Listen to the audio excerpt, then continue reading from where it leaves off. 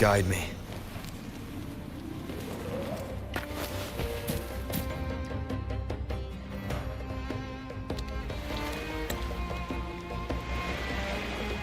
Only a six-pack? That's unlike you, Battier. This isn't just any drink. I brought the finest brew from Town. Cost me a pretty penny, you know. Aye, Battier, my good friend, add one more six-pack. Tonight, this deck will be riotous with our revelry. Ah, look who decided to join us. You've come at the perfect moment. We're about to place a very, very important bet.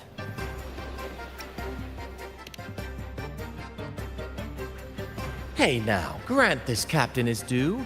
I'm working hard to secure some fine libations for us. Battier fancies himself my rival, so he's wagering his prize stash of wheat liquor. Believe me, that stuff from Town is pure heaven. Smooth, sweet. I can almost taste it already. Confident, are we? Less sweet in the States. I'll toss in a bottle of troop strength. Everyone's in for some fine spoils tonight. Ha! A bold move, Battier. Let's make this really interesting. What would you have me wager? Oh no, Captain. We're not just betting drinks today. Not with the Rover as our guest. How about this? If I win, you give the crew a day off. We all want to hang out with the Carnival's laureate again. And you, Captain, will handle all the chores.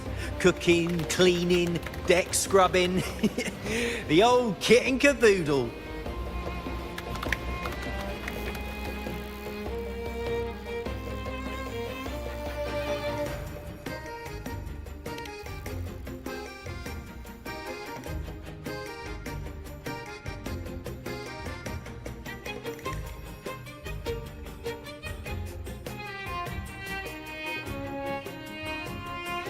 Deal. It's been too long since I last cooked for the crew. If I lose, I'll show you all what this captain can whip up in the galley.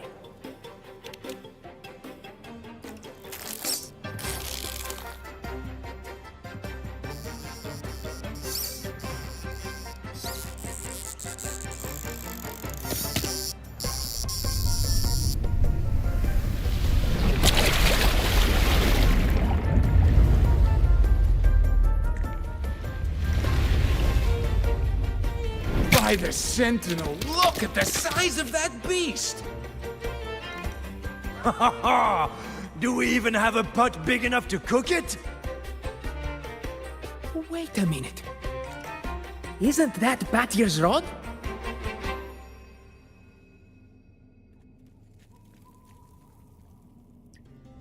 Well, well, I didn't see that coming.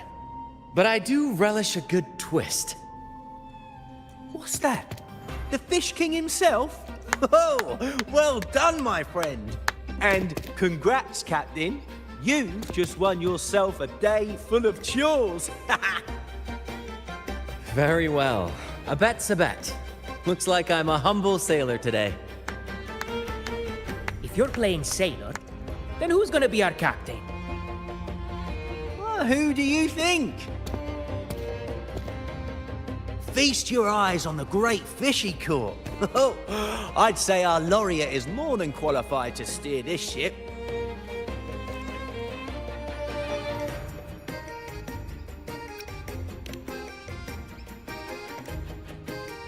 Absolutely, my friend. We'll sail straight.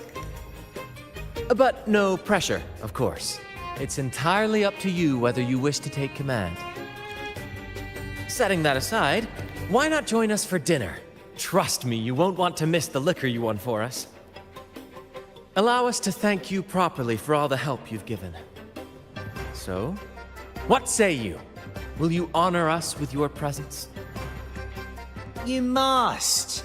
And with that beast of a fish you just hauled in, tonight's feast will be unforgettable. Come, fill your belly. It's the least you deserve. Right then, I'm off to let the kitchen know what's coming, and to dig up my finest liquor for the occasion.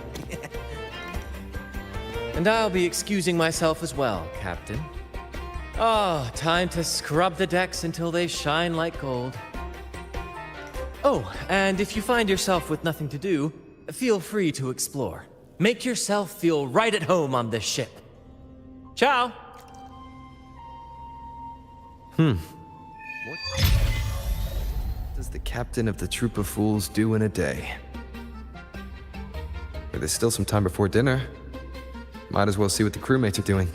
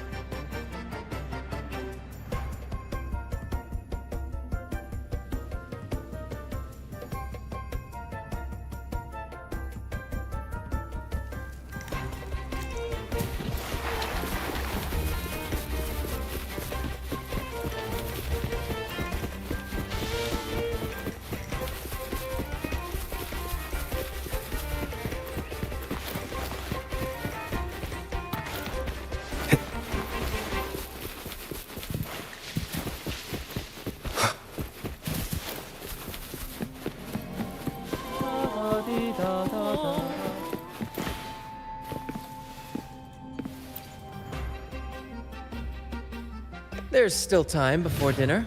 Smiles are all around. Why not wander about and soak it all in? Battier did say the winner would be the captain, but of course the choice is yours. So, do you want the helm? Simply put, you chart the course and steer the ship. The crew will be ready to sail on your order at a moment's notice. Might seem easy enough, but there's more to being captain of the troop of fools. These seas are full of thrilling quests and glittering treasures. That's where a true captain shines, leading their crew to uncover lost legends, revel in the crowd's cheers, and sail boldly through the stormy sea toward glory. But none of this is possible without a captain, and the same goes for every member of the troop. Take Battier, for example. He's our best fisherman. Tina, she knows every inch of the sea, and Levito's stories could stretch on to fill 100 nights. Everyone's unique talents make this troop what it is. Each soul plays an important role. But duty calls, Captain. Oh, time to scrub the decks before dinner, as promised. Dinner's at 6. Good, there's still time. Until then.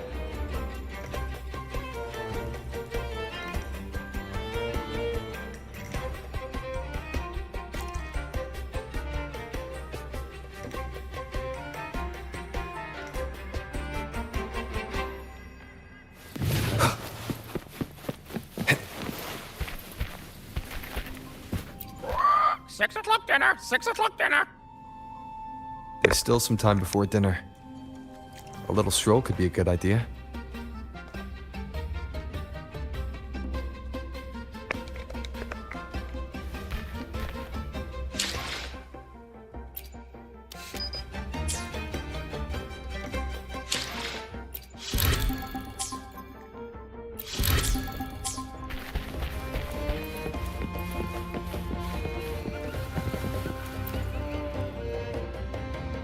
Captain, what's our destination? Normally Captain Brant calls the shots, but since the helm is yours, I'm all ears. The fools are always eager to know where we're headed, so a captain must light the way. For those of us who've left our pasts behind, a guiding star is everything. I don't know what the troop would do without a captain. I see. I'll do my best to live up to that. Then, let us...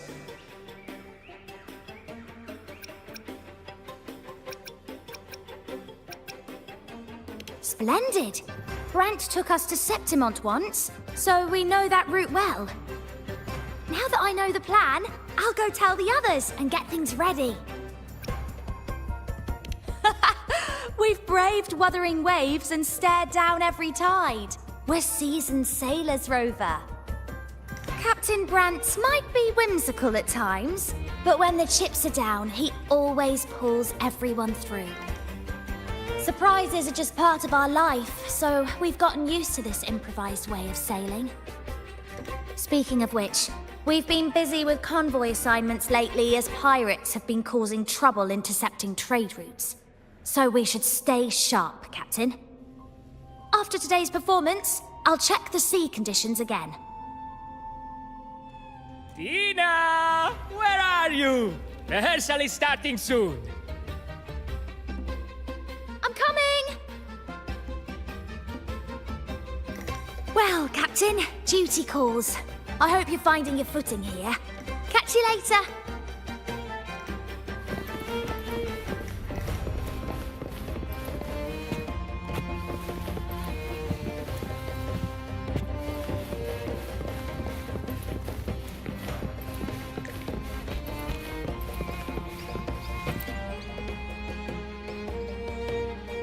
Hello. I heard you're the captain today. Don't forget to wrap up the paperwork. Don't worry. It was a joke. I hope you've been enjoying yourself today. Leave the paperwork to Brant. Harold will keep an eye on him to make sure it's done by tomorrow. Brant might not look like your typical captain, but he gets the job done. All in a day's work for a captain, right?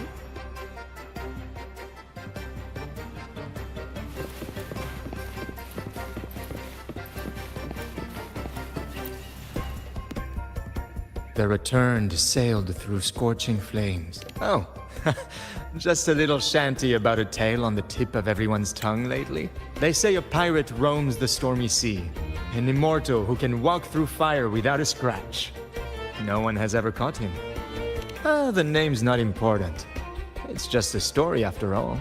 Still, the children love this sort of thing. Stories and songs all woven together. They're always asking Captain Brant to sing with them. He gets into it too. Sometimes he makes up a whole scene right on the spot. Not quite. Just Brant indulging his whims. Anyway, I'd better get back to composing. I want to have this new song ready for those young buccaneers by dinner.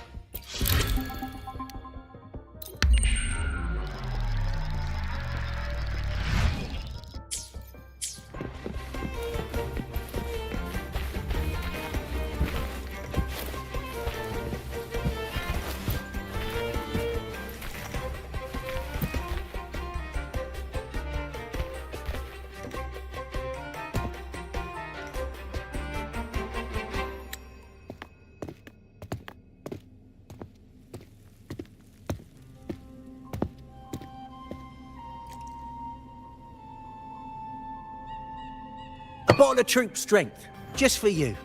Around these parts, this stuff is as good as gold. Oh, and look what I found while gutting the fish.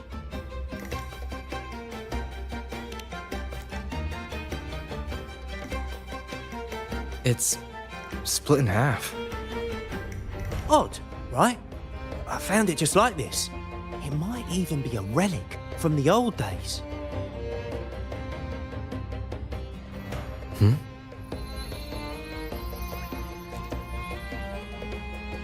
Look, there's something there.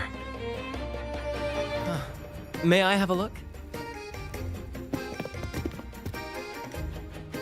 Is that a letter? Does it mean anything to you? Yes. On these seas, there's only one legend about Dee. The story of Drake, the Golden Captain. Captain Drake? That adventurer everyone talks about? I thought that was just a fanciful story.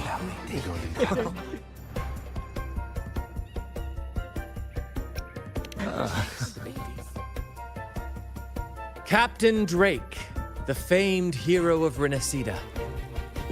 Legend has it, he assembled a crew with naught but a single coin and amassed great riches from the wealthiest of men.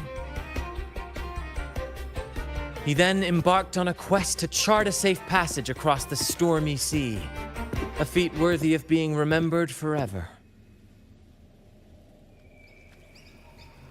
But there was a price. Only one crew member returned, and he had been driven mad. What happened out there is still a mystery.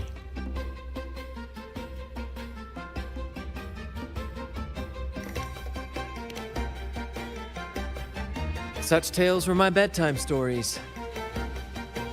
Back when I had just boarded the Pilgrim sail, with no family and nightmares that could raise the dead, Toscanini would share such stories to comfort me. At the time, I swore that if I ever became a captain, every crew member would come back safe. No exceptions. Toscanini, the Night Watcher. You are one of the few who still remembers him. Did he ever tell you the rest? That mad sailor who raved about his captain's coin, saying it would lead to untold treasures. Perhaps it's the very coin our captain here is holding. Untold treasures, eh? Well, aren't we lucky? If we had the old thing, imagine the riches we'd claim.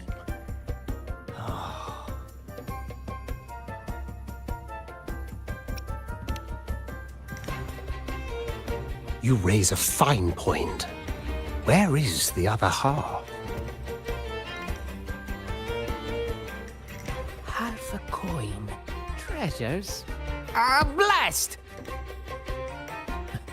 Something wrong, Heimer? Now that I think of it, I lost a half coin just like this not long ago.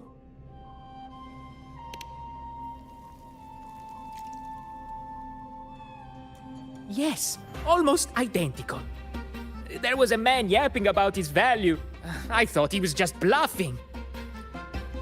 Didn't take him seriously. Then I lost it to Bella. Bella.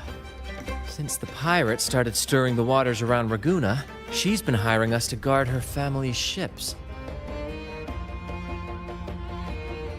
Yeah, aye, she's a regular at Trattoria Margherita. Loves their pizzas. I run into her all the time. Well then, our next stop is clear. Fortune has a way of smiling on us, Captain. Shall we try our luck at the restaurant? What say you? Ready to check it out?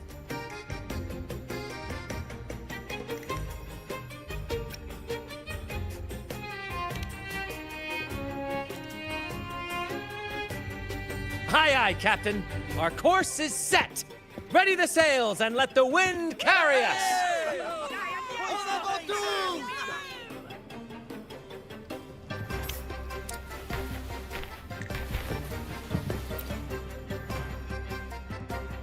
I've had dealings with Bella before. She's all right in my books, but she's got an odd obsession with good luck charms. The last time we encountered a thick fog, she was a bundle of nerves, convinced I needed to be tied to the mast to ward off any siren beguilements. Wait, you didn't actually go along with it. Naturally, it was quite the spectacle. Ridiculous, but we all love a good show. Once we were deep in the fog, I managed to wriggle free. You should have seen her face.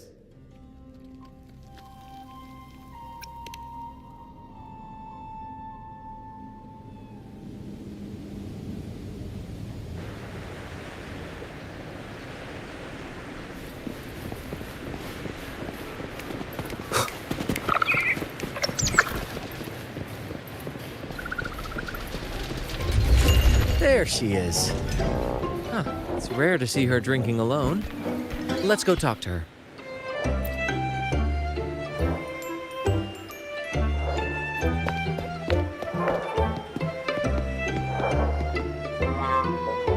Bella, my friend!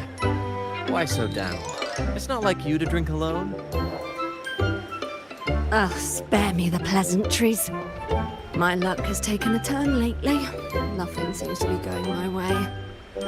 Pirates are strangling our shipping routes. And if that weren't enough, look at this pizza. No olives. Margarita says they're out for a few days. Can you believe it? Even the simplest pleasures conspire against me. And that lucky coin I fought tooth and nail to get, stolen! Some wretched thief made off with it. I've been cursed ever since. Unlike you, Brant, you could disappear into a fog and emerge glittering like a diamond. If only I could borrow just a pinch of your luck. I'm sorry to hear that, Bella. But I've got news for you. I'm not the captain today. If you need good luck, you'll have to ask this one here.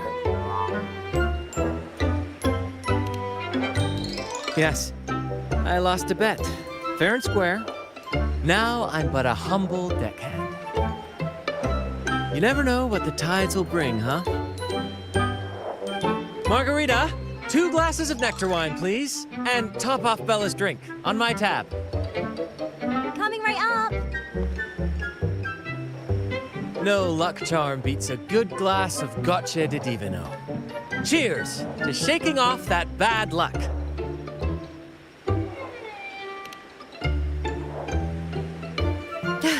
Cheers.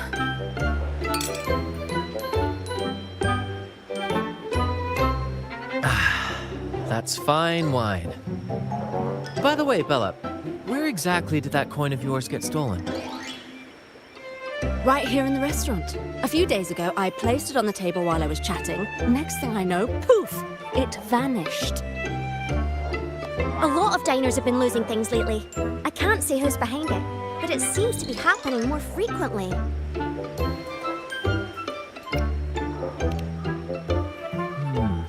A common thief.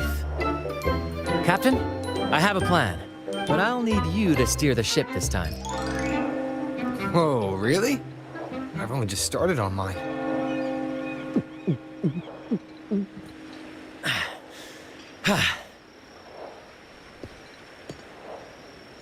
All eyes on me!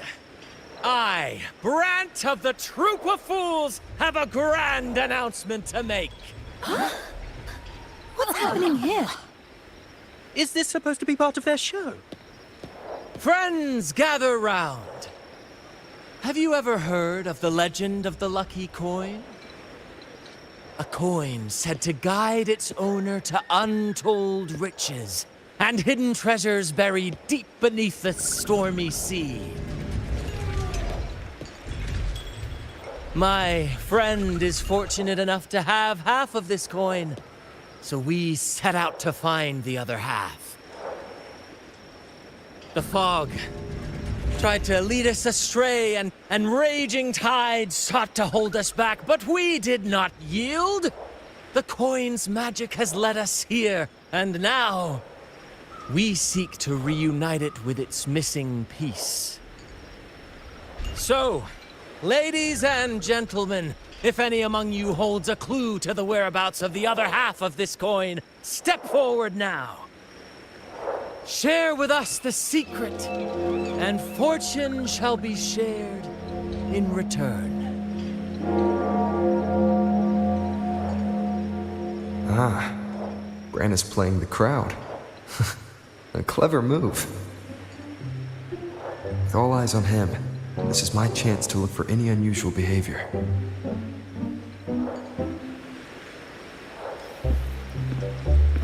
Oh, what's that man talking about? And then, my friend drove the harpoon deep into the fish. The line snapped taut, pulling us down, nearly dragging us overboard. Just then, we heard the haunting song of the sirens weaving through the thick fog. Oh, my sentinel! What happened next? Not even the dangerous fog or those eerie melodies could rattle my friend's resolve. Instead, he leaped onto the back of that monstrous fish and led us out of danger, as bold as a lion. It was as if the sentinel, impressed by our courage, rewarded us with this: a half coin, nestled deep in that fish's belly. He's really in his element. I should find a time to introduce him to Encore.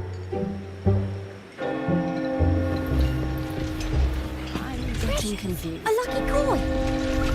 Oh, sweetheart, that's just what happens when you drink too much. Promise me you won't be like that when you're older, okay? Now I'm getting confused. Should I tell him? A share of the treasures would be nice, but...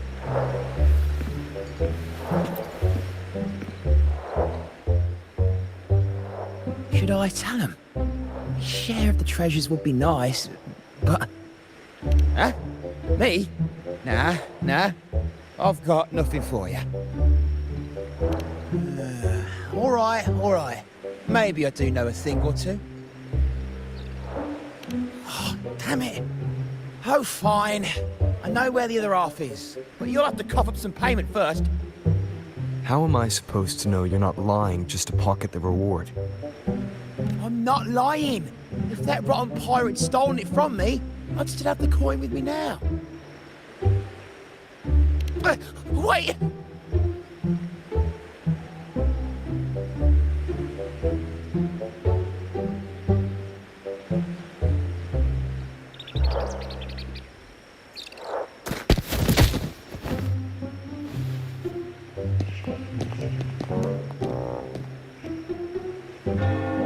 How was my improvised performance, Cap? What, no applause or cheers for your humble bard?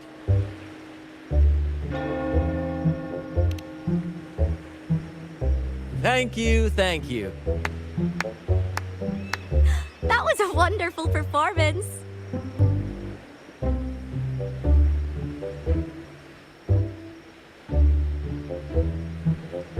All right. Seems like we've got ourselves a lucky gentleman. How about an introduction first? And then you tell us where that coin is. Name Swiper. Go ahead, gloat. Chalk it up to a bit of lousy luck. You lot would never have caught me otherwise. But the coin you're after? It's long gone. I barely had it before pirates backed me into a corner. Pirates? Yeah, their captain. Named something like Aldrich. He took one look at that blasted coin, started muttering something about a midnight rendezvous in Egla. Whatever they're planning. Ooh, I don't like the sound of it. Aldrich. So it is him. That's all I know. If you want the coin, go catch him yourself. Now let me go. I'm innocent. Innocent? You stole the coin from me, and now you dare claim innocence. Despicable! After all you've done to our customers, you show no remorse.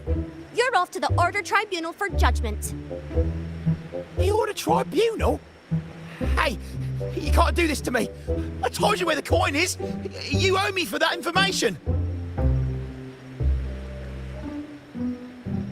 Of course. And your payment will be a one-way trip to the Order Tribunal. May you start a fresh chapter there, my friend.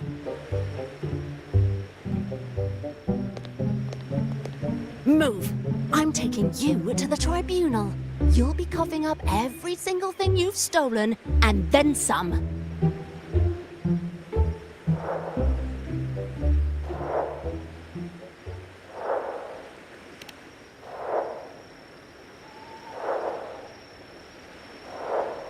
An old acquaintance of mine, so to speak. We were banished on the Pilgrim Sail together. I remember he even had a nickname, Quickfoot Aldrich. But he always had trouble embracing our ideals, so he left the troop before long.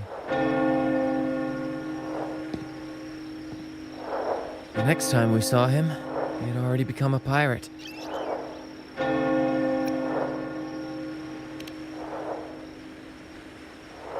He's probably after Drake's treasure as well, which explains why he took the coin from Swiper. Makes sense. But what's got him heading to Egla Town at midnight? Well, that's the part we'll need to see for ourselves.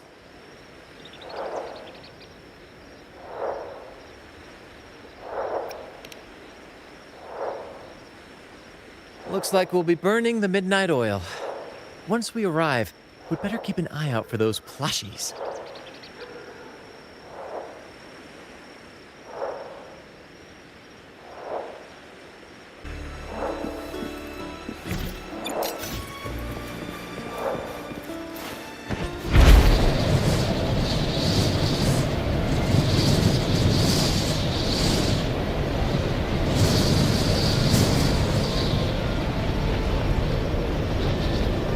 Wind, guide me. I will be there for everyone as we head toward our shared future, leaving the past behind.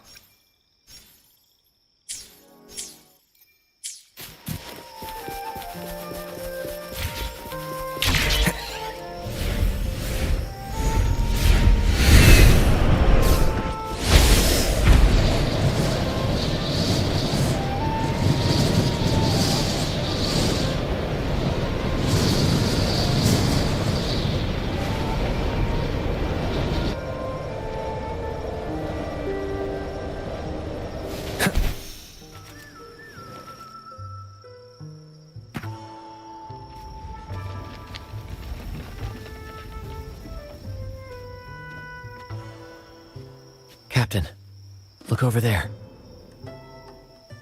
Looks like they're preparing for a grand gathering. As much as I'd love to go over and stoke the fires of their fun, those pirates are in high alert. If our approach is clumsy, we might as well shout, "Hello, we're here to ruin your party." Agreed. We need to gather intel without being spotted. Let's find a way to sneak past.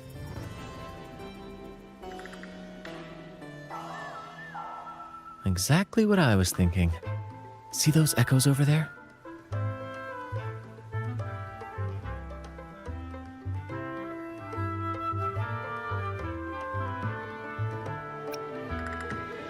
Ha! As the saying goes, at sea abide by the waves, on land respect the earth. This is a plushie gathering, so we'd better fit in with their customs.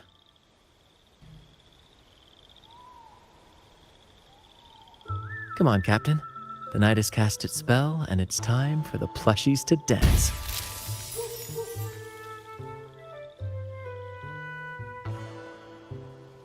Let's welcome the superstars of tonight's plushie gathering, Cuddle Wuddle and Lottie Lost.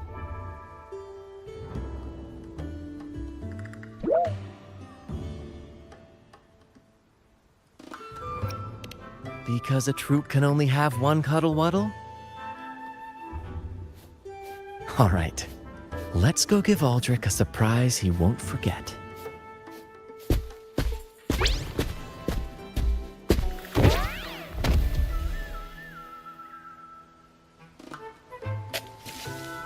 With these disguises, we're perfectly camouflaged. Let's mingle with the crowd, see if we can uncover any useful information.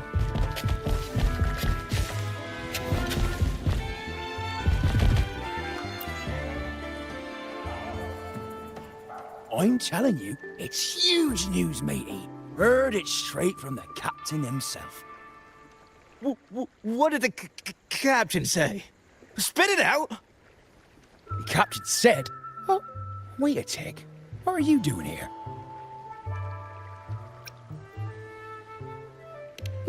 Lottie, lost. What's that strange noise? Ah, never mind. It's just a Lottie lost in a Cuddle Wuddle. And you're still shaking in your boots over the flaming return, huh? There's no need for that. Well, that was an accident. If I run into that returned again, I'll make it pay. But besides, you're the one who's shaking like a leaf. Anyway, what did the captain say? The captain said, when midnight strikes and the moon reaches the treetops, he's gonna make an offering to that coin. If all goes to plan, we'll have enough for 5 Raguna cities. 5, I tell you! And when that happens, we'll show those high and mighty city folk what true banishment feels like.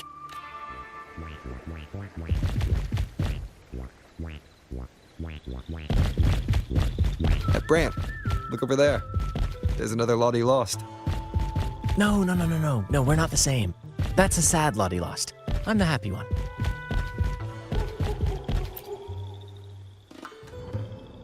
Lottie, lost.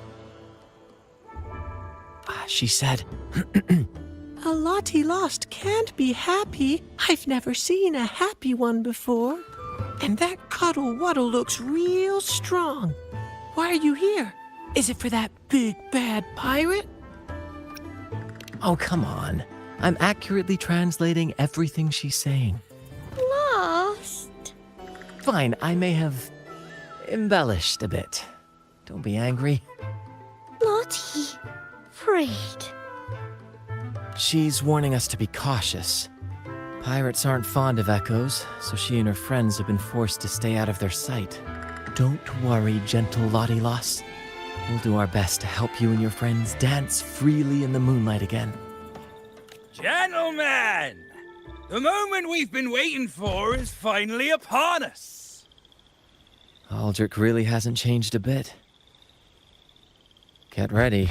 He's about to launch into one of his Aldrich speeches.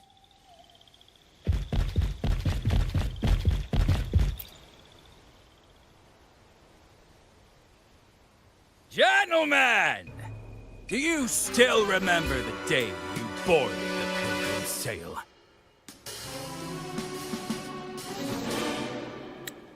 From that day forward, we were forgotten and spat upon. But that ends now. Behold, gentlemen, held firmly in my hands. Drake's coin. The very coin that once guided Captain Drake to unimaginable riches. Now I, Captain Aldrich, am its rightful keeper! And with it, we shall claim Drake's riches and take whatever our hearts desire! Hooray! You'll be capping your teeth with gold, and you'll be swimming in nectar wine before long, mateys. As for me, I'll drag those arrogant Laguna nobles aboard like the mangy curs they are. They'll call me captain and beg to kiss my boots. Even that noble laureate will be fetching my tea. Captain! Captain! Captain! Yeah!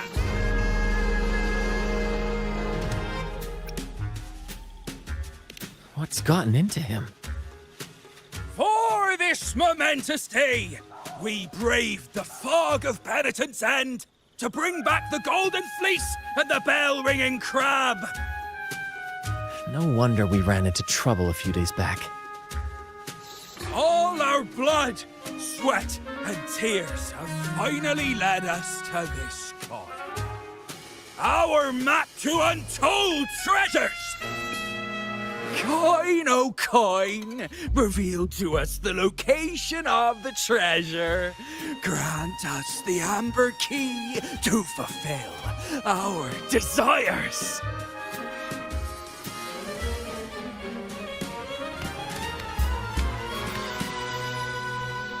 Coin!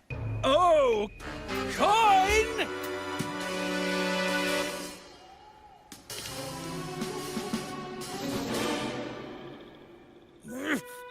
Damn it all! Why isn't anything happening? Captain, could the nearby echoes be screwing with the coin's magic?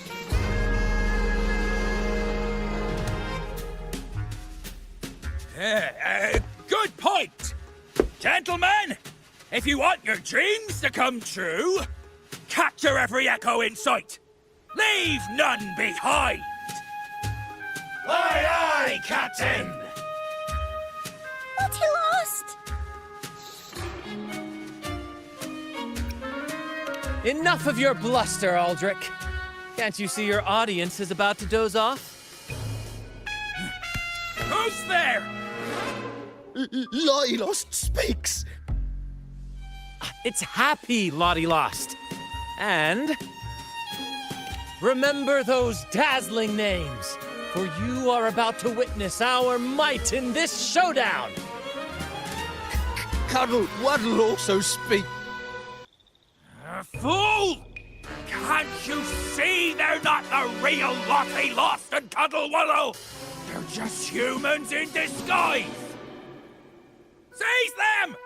Don't let these interlopers ruin our grand scheme!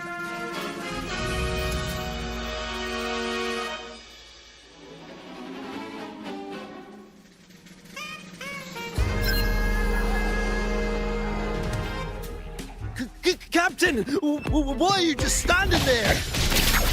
That's what you're here for, isn't it? Charge! Go on! Once the treasure is ours, we'll feast and drink like true nobility! Aim! Rock, blade! Stop slithering about and hold your ground! This plastic coin is still as useful as a chocolate teapot! Flame, you say? Let me turn this into a bonfire!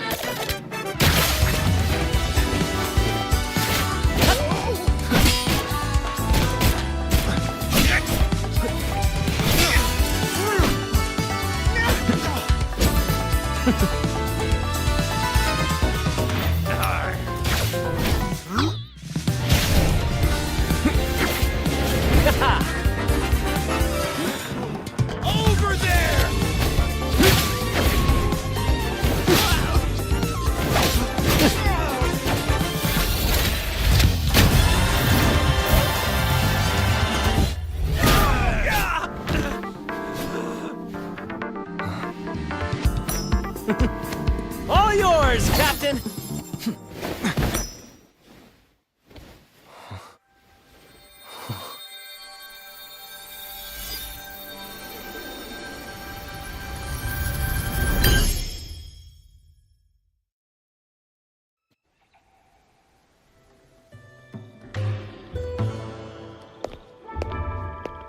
Aldrich fled like a cat with its tail on fire, still living up to his old nickname, Quickfoot.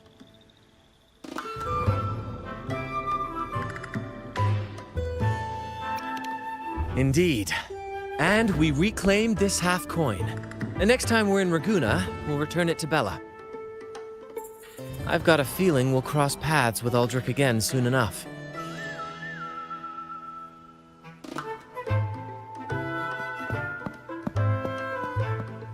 Lottie lost!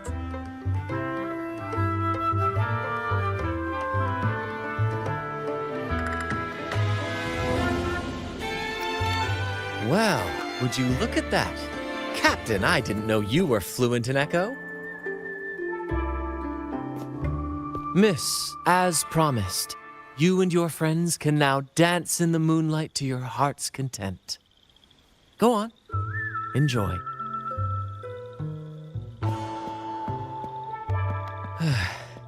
It seems Aldrich spent too much time on the sea and forgot the fundamental rule of this trade. Quid pro quo. If you want the sea's rewards, you have to give something in return. Just like how being a captain doesn't just come with rights, but duties too.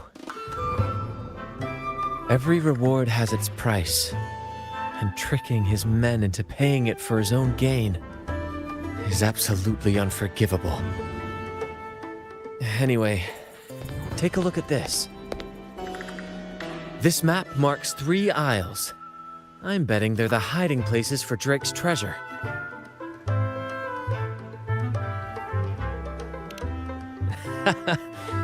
Well, who could resist the siren call of Drake's fabled riches? It's tempting, no doubt. But, truth be told, it's not the treasures themselves that draw me in. It's the stories, the legend of Drake himself. What did he face? What mysteries did he leave behind? There's no grander performance than that, Captain. We've come this far already. I'd regret it forever if I turned back now. So yes, I want to visit those isles, and maybe we can uncover the truth about Drake's treasures. That's exactly what I was thinking.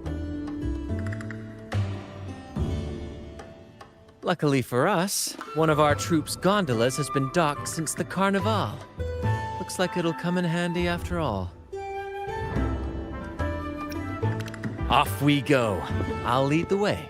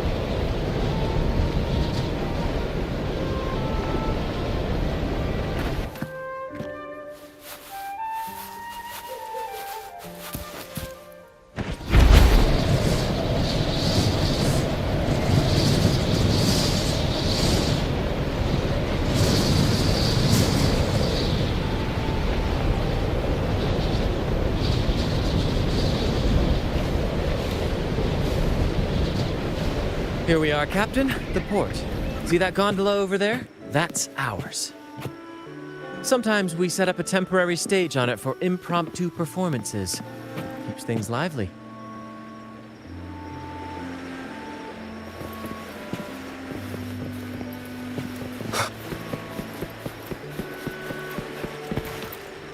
I've sent the coordinates of the first isle to your terminal. Now all we need to do is sail full speed ahead toward our destination.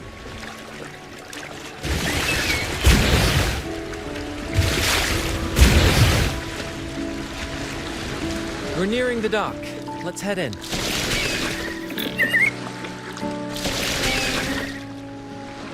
Wind, guide me.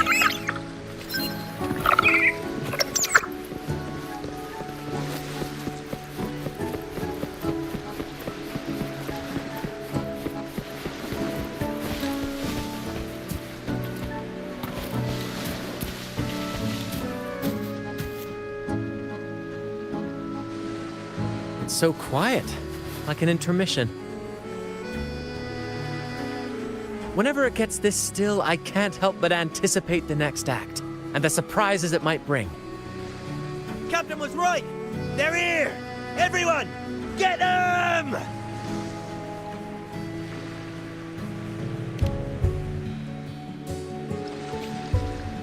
Brad salutes you.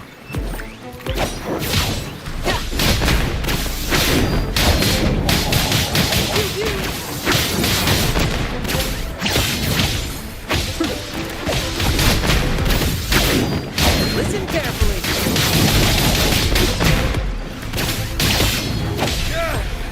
We can't win! Run! Run for your lives! I've seen more fight in a children's theater troupe. Anyway, looks like they were digging over there. Let's take a look.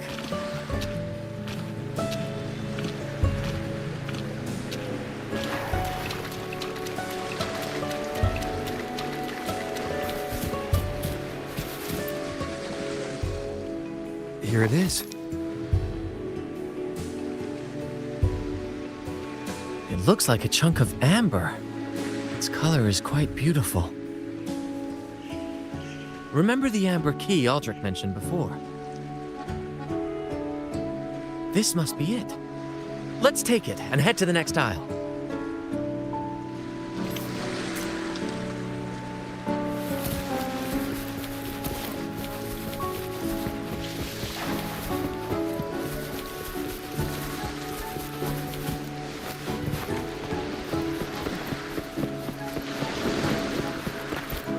I can't wait to see what surprises the second aisle has in store.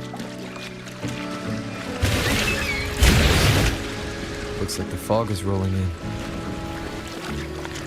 Don't worry. This happens often when you're out at sea. Just trust the wheel in your hands and trust me. Follow their lights, Captain, and we'll safely reach our destination.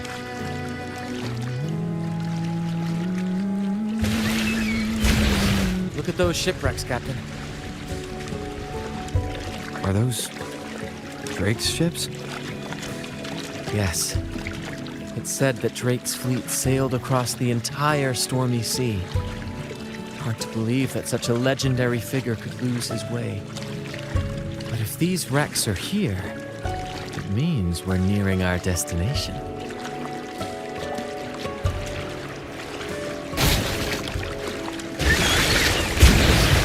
Wonderful, gentlemen! At last! I found the key! Of course, your help has been invaluable. Do you see those wrecked ships? And with this thick fog, this place is danger incarnate. However, as your captain, I'm willing to sacrifice myself, braving all the dangers ahead for our grand cause. Stay here and await my return.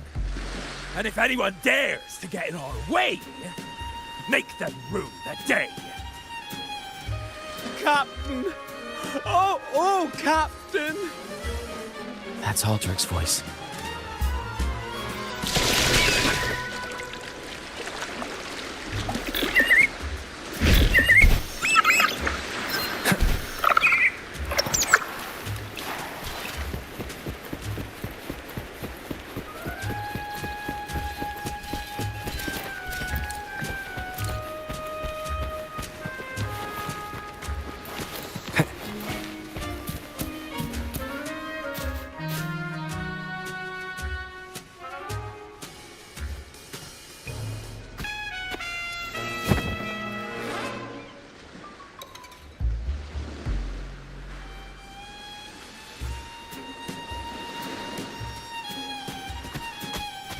Hey, you two! Stop right there!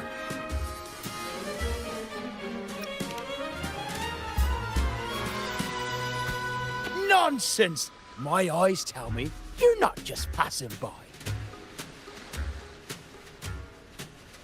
The captain's orders are crystal clear. No one messes with our grand cause. No one's stopping me from soaking in wine and him from decking his teeth in gold. That's right. You know how badly my teeth ache now. Ow!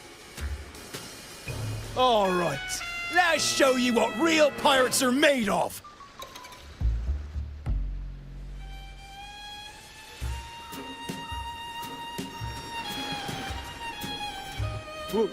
Wait! We're in trouble. It's the they've been returned. What? Why didn't you say so earlier? We surrender. We surrender.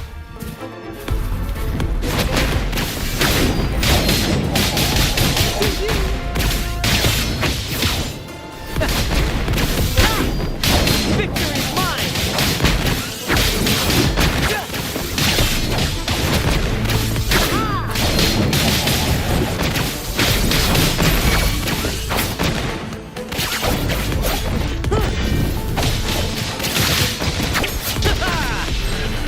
Brad salutes you.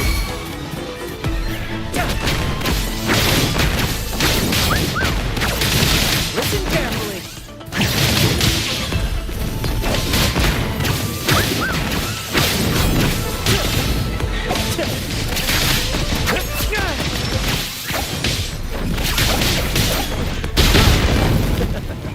I know. Climax of the show!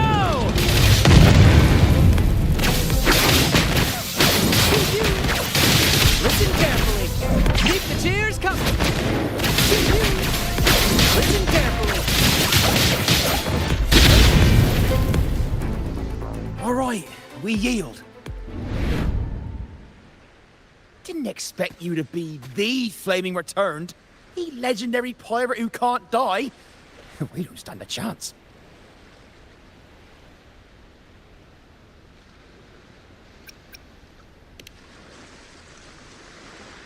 I'm just as curious as you are. With any luck, it'll be a catchy one for my next performance on stage.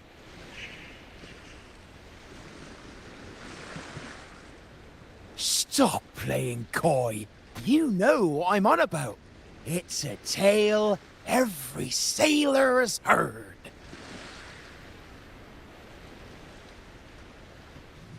No one knows when he appeared, or when he vanished.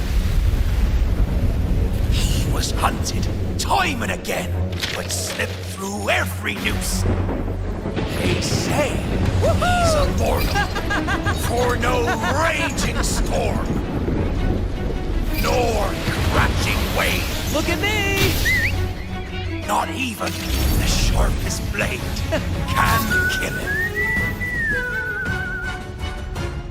That's quite the legend you've built yourself.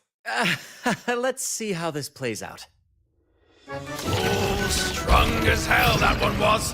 Had the guts to raid the Pilgrim Sail again and again. Rescue missions.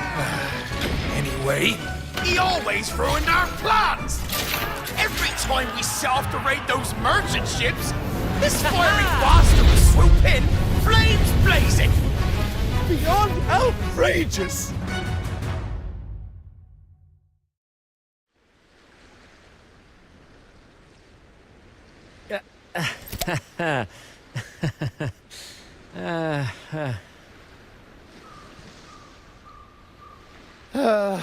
Now you know why we chose to surrender.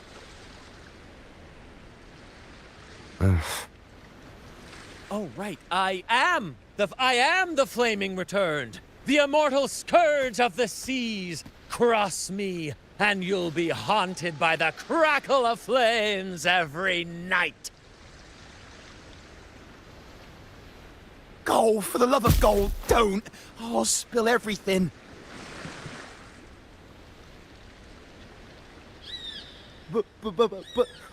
wouldn't that be betraying our captain?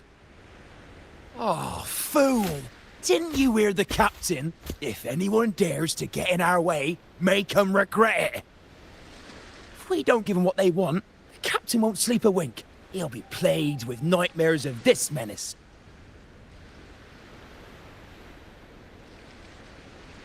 Besides, the captain's already offered the key we found. He promised to share the loot with us, huh? And soon, I'll be swimming in barrels of wine. And I can get a gold tooth. Oh, what a generous captain you serve. Truly selfless. And yet somehow these two were left behind to stop us? Well then, let's head to the next aisle.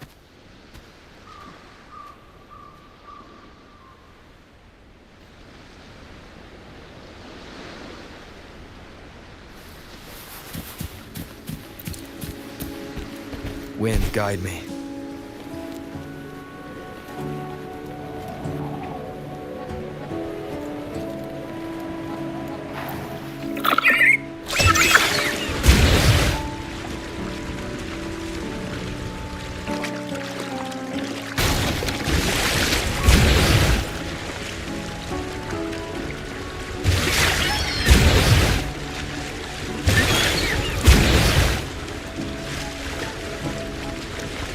Ah, we're nearly there at last.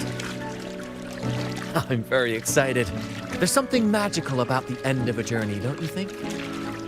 That's when the real excitement kicks in, just before the final curtain call. So, Captain, ready for what comes next?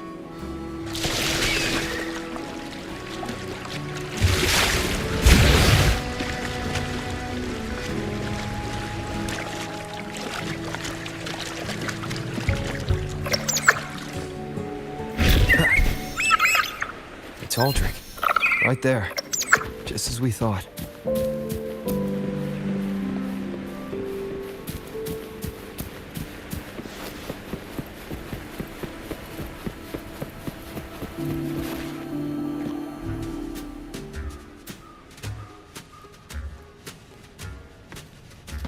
Bran, I didn't think you'd show up so soon.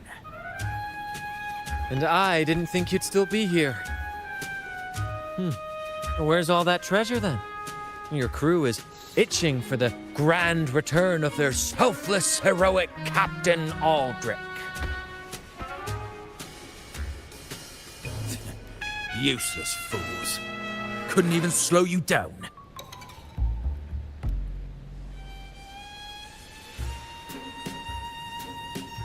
Fine. You want the key, don't you? I could give it to you, but... Ah, I see. You want an honorable duel with my captain. A proper sea knight's duel full of valor and... No, must we always resort to violence? See that? It takes 2 keys to unlock.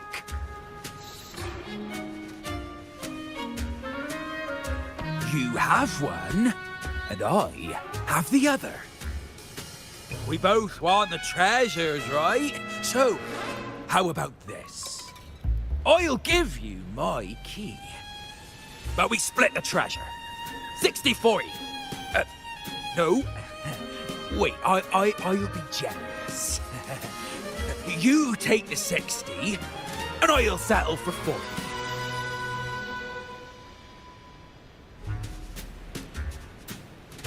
You see my crew?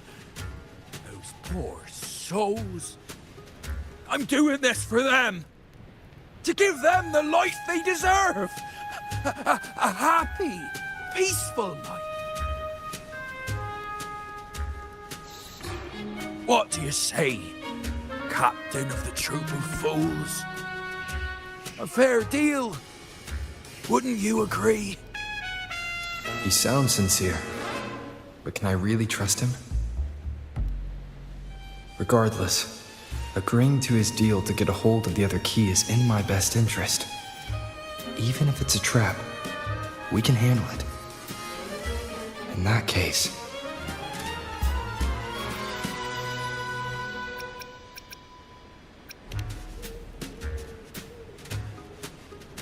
Come on, we don't have all day.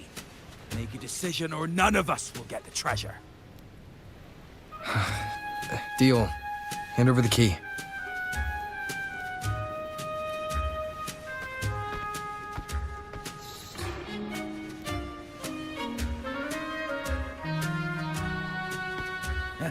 Here you go.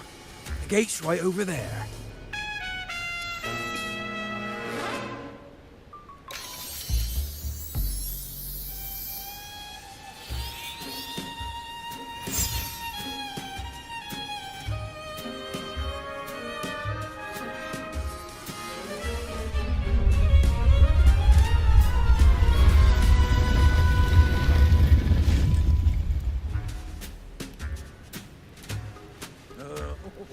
Time to claim our treasures.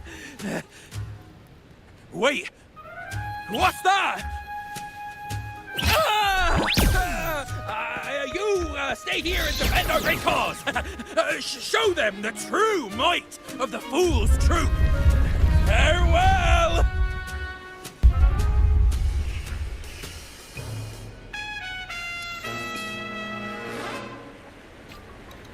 Well, the gate's closed. Looks like our friend left us with these two chop chops for company. Just what you'd expect from a pirate.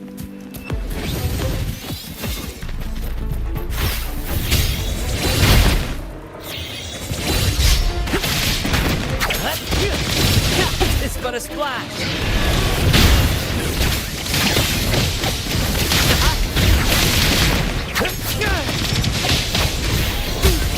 A little mishap.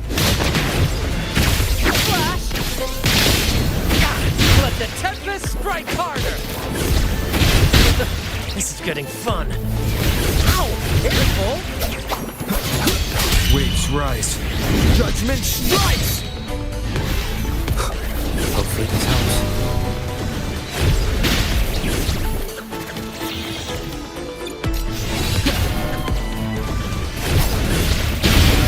One more time.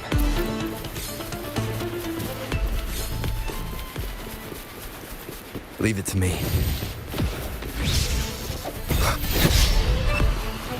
Hopefully this helps.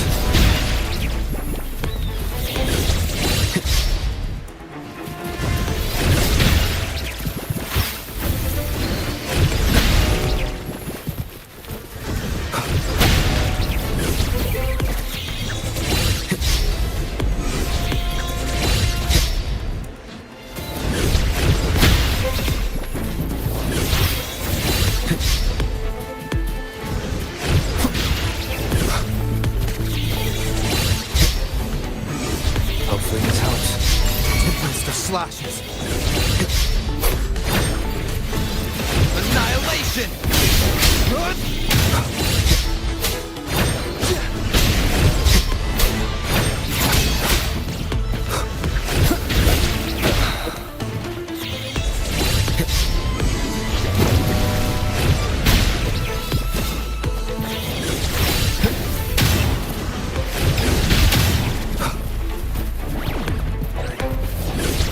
Banish all vice.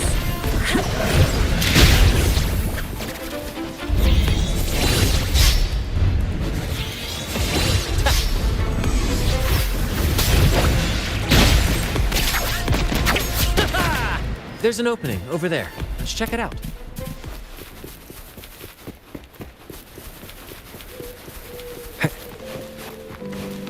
Ha! I knew there'd be a way forward.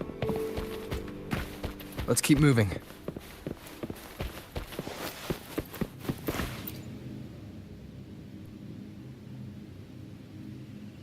Let me out. That's why I want to leave. Oh. Someone was once trapped here.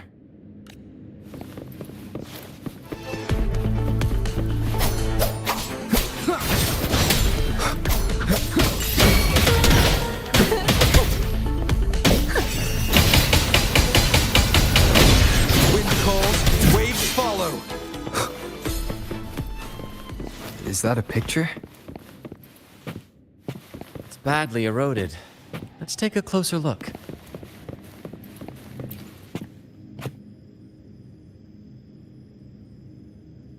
Looks like he's a captain.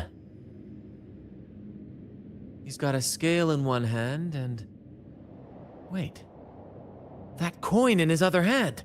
It looks just like the one we found. One side holds treasure and the other a broken heart. What do you think it means, Captain? Oh, no worries. We might find more clues ahead to piece it together.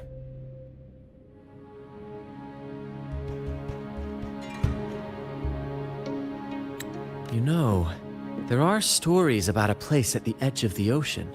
A nation where people use scales to measure everything. Souls, wealth, nothing escapes the balance. Perhaps this painting nods to that. Everything has a price. Classic quid pro quo. Fascinating, isn't it? Maybe even Drake had a sense of fairness when it came to treasure. Anyway, let's keep moving, Captain. I have a hunch we'll uncover more soon.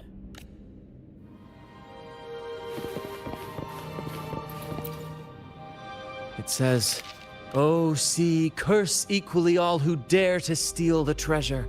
Remember the law of quid pro quo. Remember the law of quid pro quo." Looks like to claim Drake's treasure, one must pay a price equal to its worth. Maybe that's why no one succeeded. The treasure demands something in return. Exactly. If we want something from the sea, we have to offer something in return. Ignore that rule and greed will swallow us whole, likely with our lives as the main course. Captain, I know what we need to do. Do you trust me? That's all I needed to hear. Let's head for the treasure.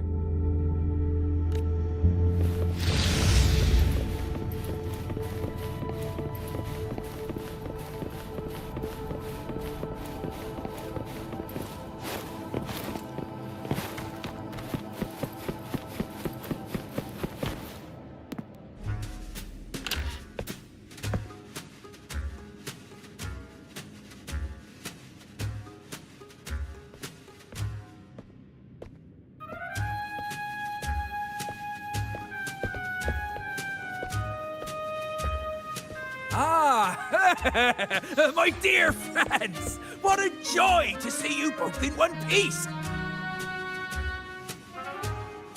I was absolutely quaking back there. Just the thought of that monster.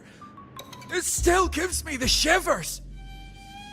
When I finally came to my senses, I found myself here, all alone. Quite unsettling, I must say. But look at you!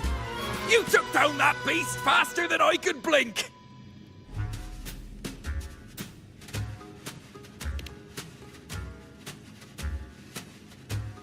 Grand? Oh! Yes, my grand cause! I'm this close to realizing it, you see. Look, Drake's treasure is right there.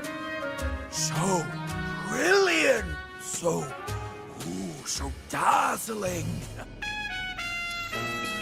But as a man of principle, I could never hoard such wealth all to myself.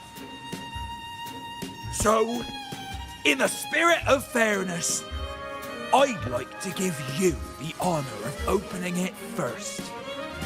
Please, go ahead. The first pick is yours. Curse? Do I look like the kind of man who fears mere legends? No. My offer comes straight from the heart.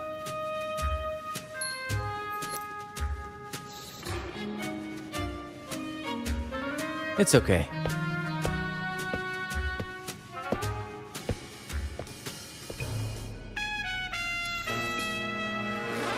In accordance with the law of the sea,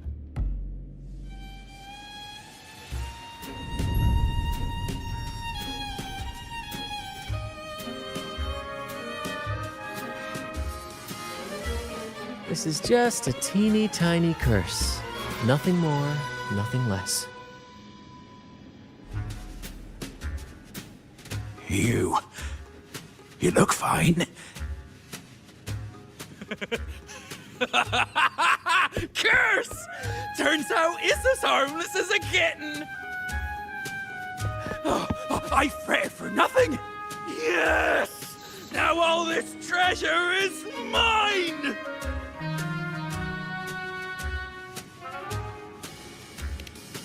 Right, cause? My crew? Oh, right.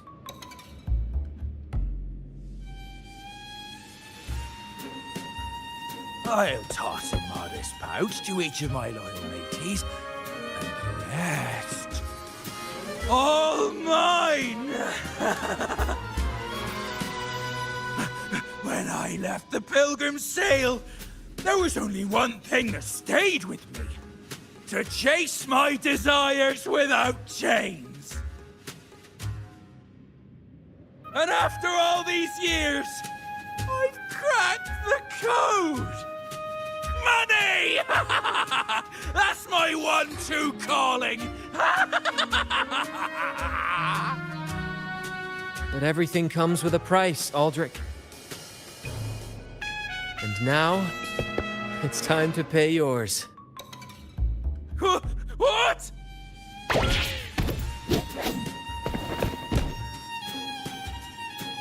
Watch out, Captain.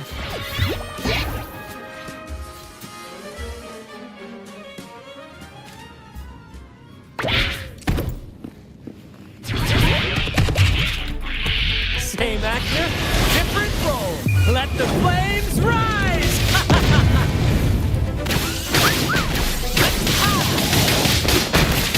Listen carefully.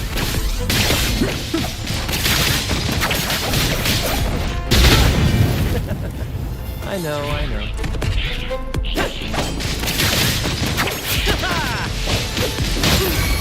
A little mishap.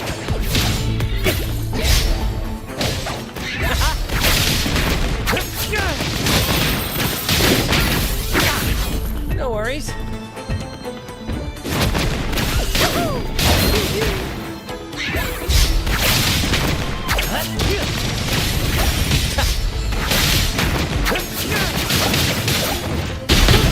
Climax of the show!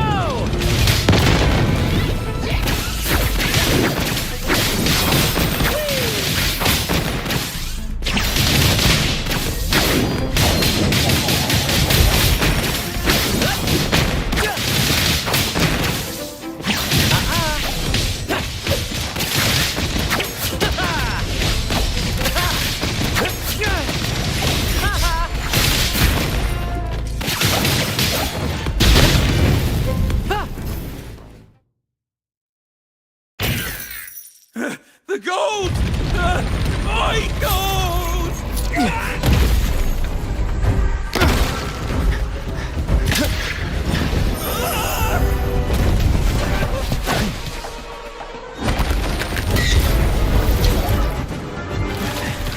Treasure! My grand gold!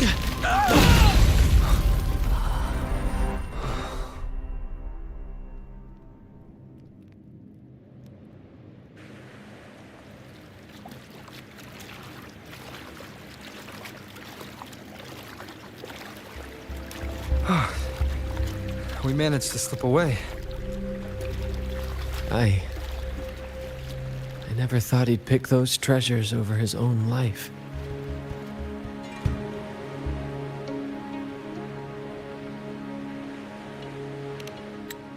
Back then, when Toscanini first told us about Drake's story, I said I wanted to be a captain who led the crew to countless triumphs, so that everyone gets to carve out their own destiny.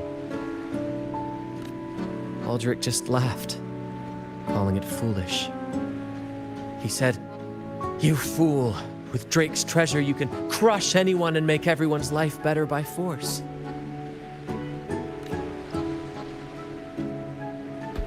I never bought into that. For me, it's not about riches or power. It's about freedom. The freedom to sail your own course.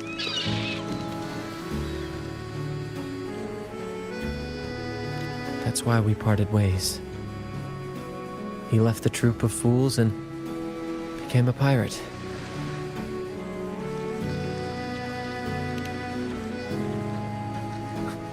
Amidst all your theatrics, you always remain true to your code.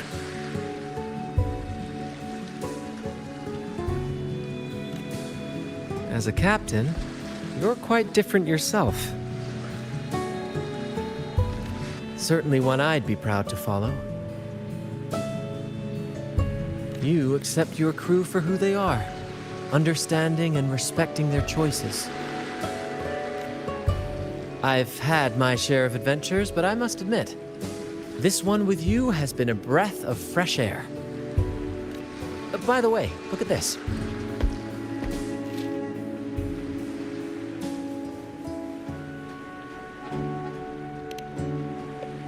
This is Golden Captain Drake's map, a record of his life. According to this, he and his crew did indeed brave the treacherous stormy sea and return with immense wealth, but not without paying dearly. Heavy fog, disease, getting hopelessly lost. Each entry could have sunk an entire fleet. By the time they made it back to the Isle, only a handful survived. Most of them never left. In the end, only one sailor remained, with this coin. Remember what that note said? Remember the law of quid pro quo. I believe it means if you want Drake's treasure, you have to offer something in return. The price I paid for this scroll was that coin.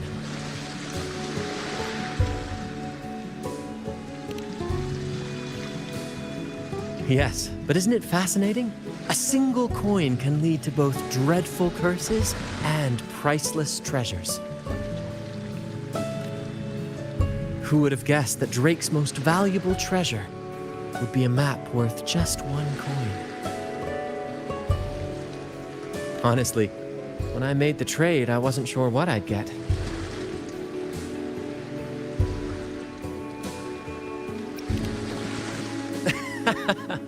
I had faith in you, my friend, and the spirit of adventure.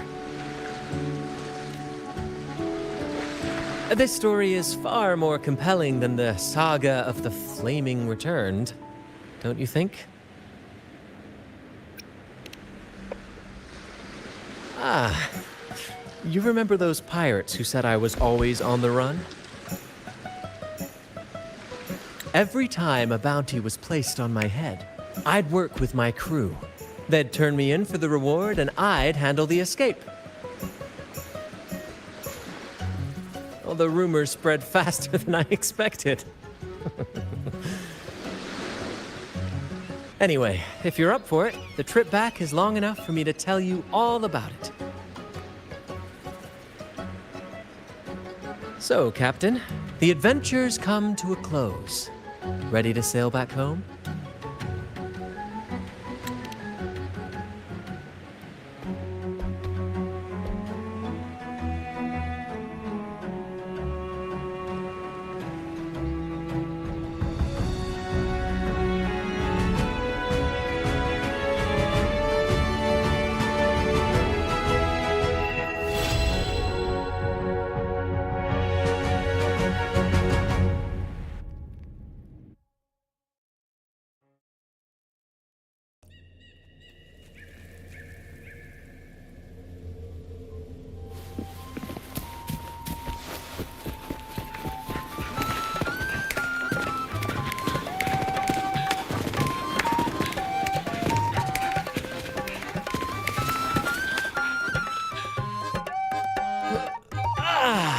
What a journey.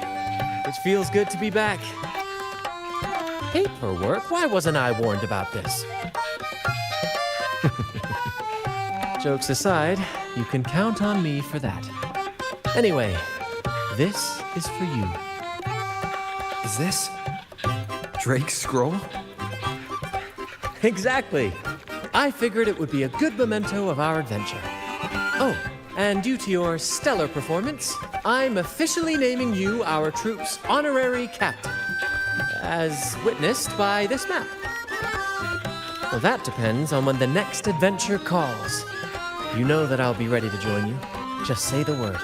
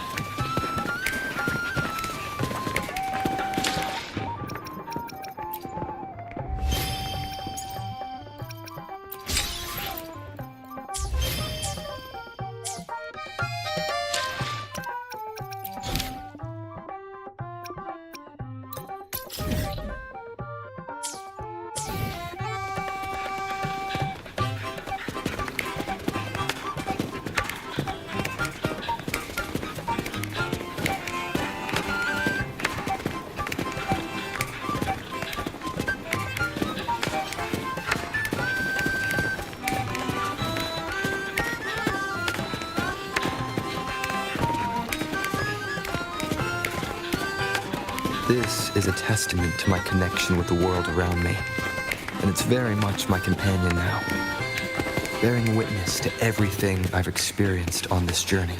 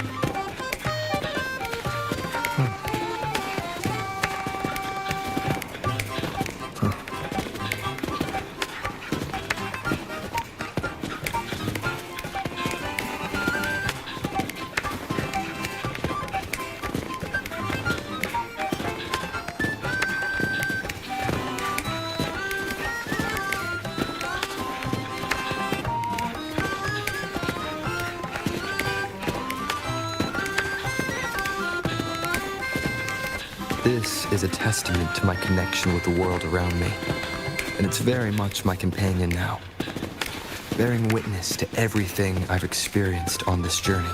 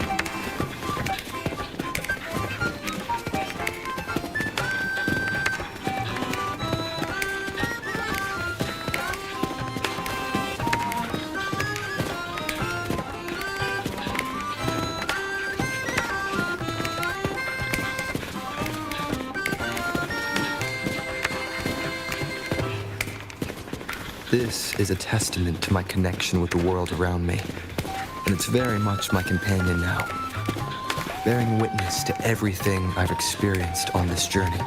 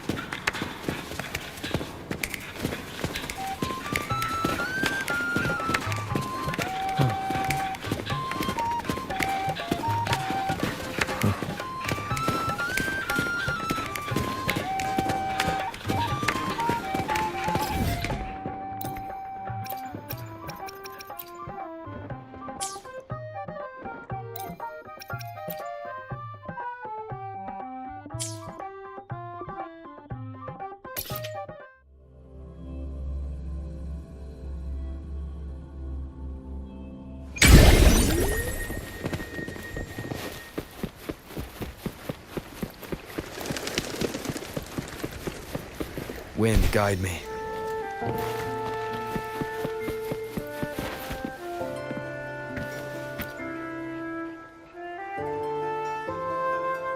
Bells chime, spirits awake, mask up for the ghost parade. Welcome, dear guest. Are you here for the night of remembrance? Fabulous. All you need is a mask. Like this one? This is the mask of the laureate. What an honor to meet the new laureate in person. Yes, this one will do perfectly. The laureate enjoys the same privileges as the host of this festival, so please enjoy yourself tonight.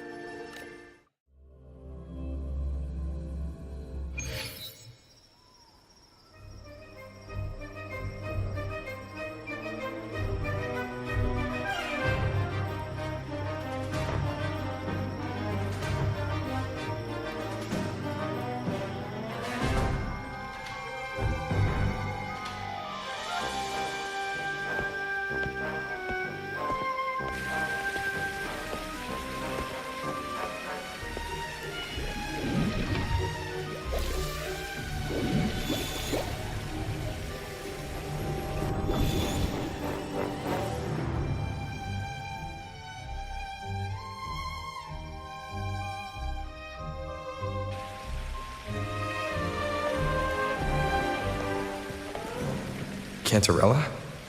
What's she doing here?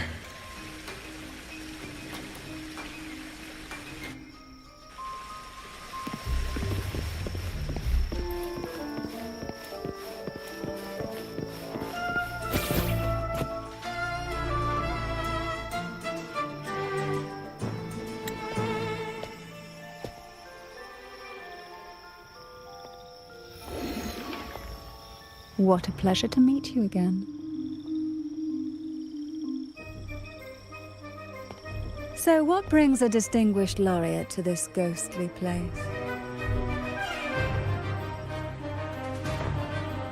Tired of heavenly views, are we? Are you here to savor the underworld's wonders and dance with its spirits?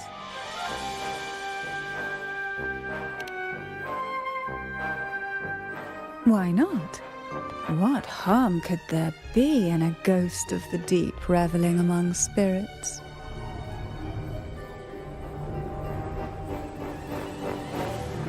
Also, what are you implying?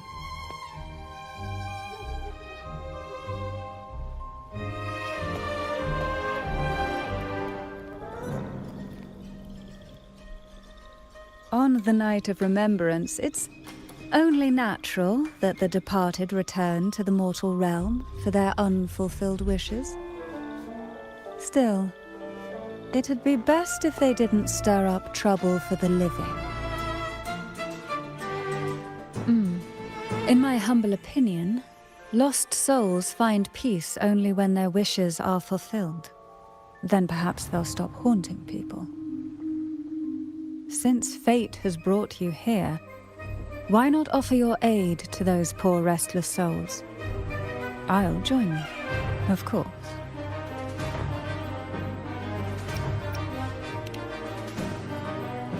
Ah, the familiar confusion of a first-timer. But fret not, for I will be your guide through this unforgettable night, step by step. Every night of remembrance brings its own theme, and this year, it's the Ghost Girl. Imagine this. An innocent girl lost in the dark sea, fear ripping her apart as her soul drifts away, while her body sinks ever deeper into the abyss. Despair consumes her bit by bit, until she transforms into a monstrous phantom. A thrilling story, don't you agree? Like savoring a medium-rare lamb chop served with oysters. One tender slice and the crimson juice spills, adding just the right flavor to the already exquisite dish.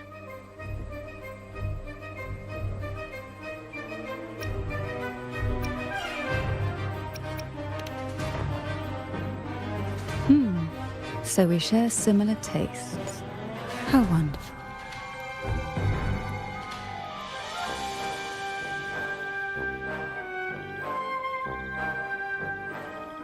Now, back to our topic. Hidden among the stalls set up for tonight are 3 riddles entwined with the tale of the ghost girl. Yet these stalls are rather elusive. Rumor has it that they might even be run by demons. But of course, there are no demons in this world, only distorted frequencies, or men cloaked in disguise, driven by their unmet desires. Dealing with them requires no money. Instead, they sift through your desires, choosing what to claim for themselves. Isn't that enchanting? There's no thrill in simply buying all your heart's desires with mere money. And now, we have the main course for tonight.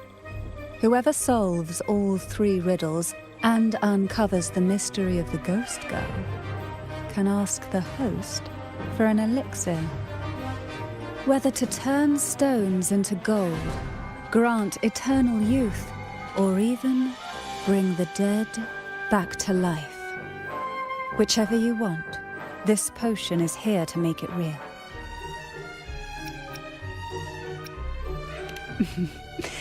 In that case, why not unravel the lies and find the truth yourself? It could be quite enjoyable. Come and join me in this game. I know you won't let go of any potential clues. Besides, there are certain places that only you may be able to reach. As for me, I happen to need a special elixir myself. Well, it requires more than you might imagine. The finest ingredients, precise procedures, impeccable techniques, and of course, the proper mood. But with you at my side, even the most intricate elixir would be a delight to create. I'd love to explore this with you, be it elixir or poison. Offer your soul, surrender your flesh, give all you have, call the lost from their rest. That sounds uncanny. Oh, sorry. Forgive me if it unsettles you. It's an old folk song about the Night of Remembrance. They say its eerie melody has a strange frequency that can draw the attention of ravenous demons. Ah, I can feel it now. There it is, the first stall.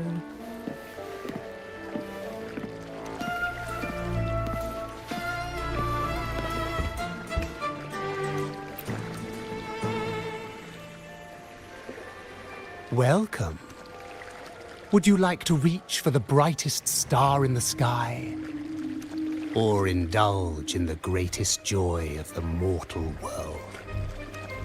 Or maybe nothing could ever satisfy your endless desire. Always so playful, Mammon. Unfortunately, my friend here isn't driven by greed. All we seek is the first riddle of the ghost girl, to set the tone for tonight. After all, even the smallest catch can serve as a splendid entree for a grand feast. I see. But nothing comes for free. If you want it, you'll have to trade me something entertaining. Perhaps a loaf of bread that speaks, oil that melts into water, or a glimpse into Thessalia's hidden past. Oh, just for me? That would be an honor I'd truly relish.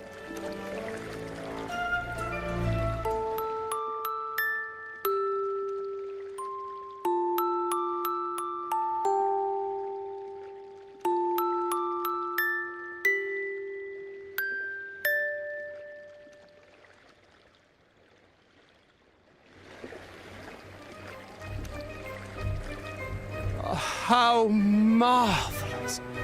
I hear the sounds of birth and doom, of everlasting mountains and seas, and the fierce pulses of life.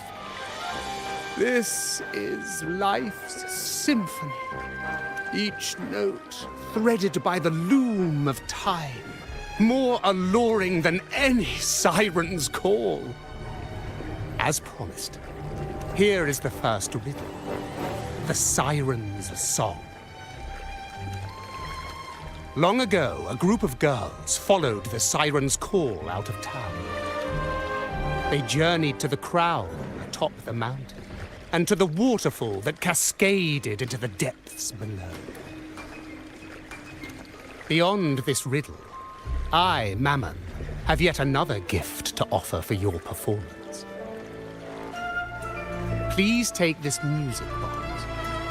It's dusty with age, but it might just sing again with a song like you just played.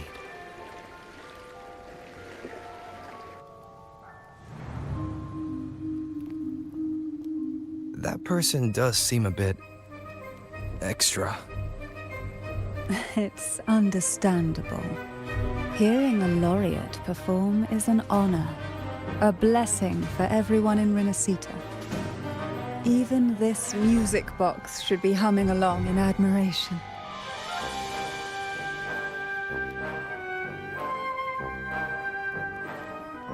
Oh, so that's why this little thing isn't behaving.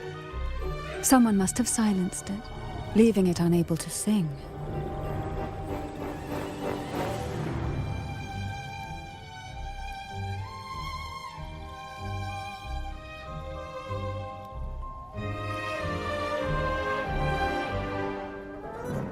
If you look at this music box from above, doesn't it resemble a big apple? Now that you mention it, indeed it does. Perhaps Mammon has offered us a little aperitif. All right. I know where we need to go next. The second riddle is waiting for us.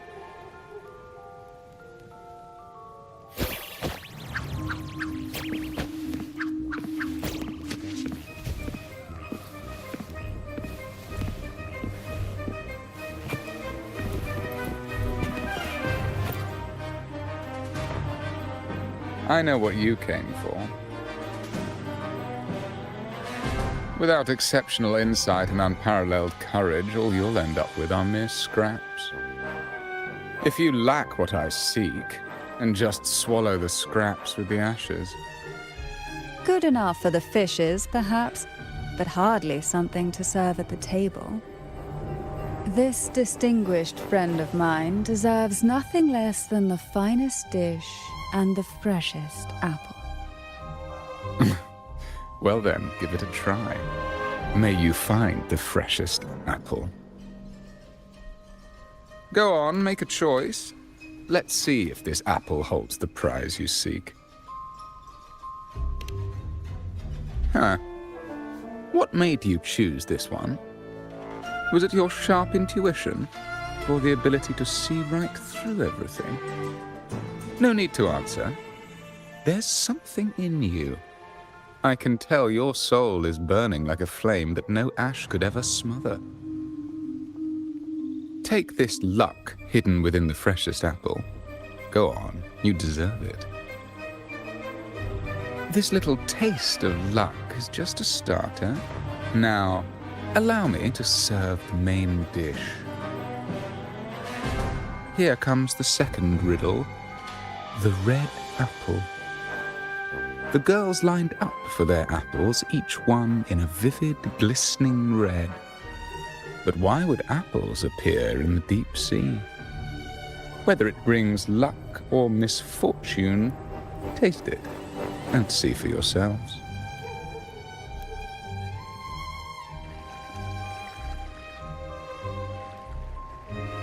People of Rilixi often use coin tosses for divination.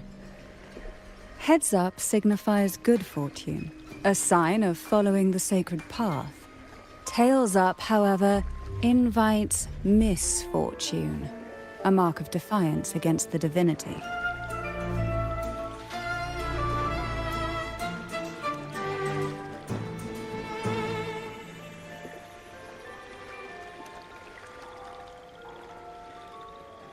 Are these dolls blessed or cursed? Perhaps the last riddle will give us a clue.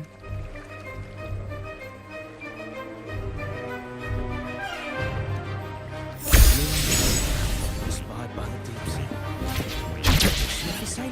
Wind, guide me. I heard it's related to something that happened in the town a few years ago.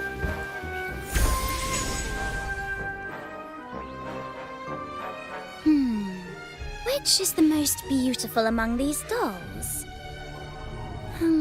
This one has bright eyes. That one has a nice nose. And that one there has red lips. Wait, this one's got to be a bit less pretty. Can't let it outshine me. Oh, so frustrating. They're all gorgeous, but none quite live up to my standards. Now tell me, what do you think? Which doll stands out the most?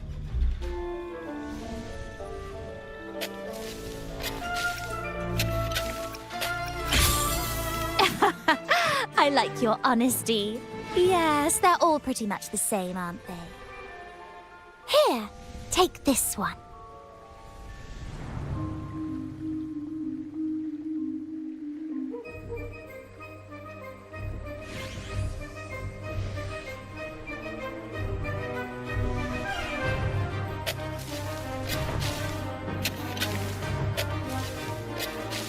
Wonderful.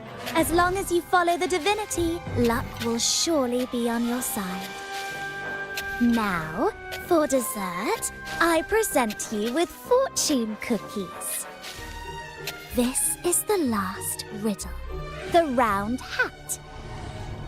A girl dons her red dancing shoes and wears a scarlet hat, ready for the final act of her performance. Now, all the riddles are in your hands. Whether the answers will rise like bubbles from the witch's cauldron, well, that's up to you.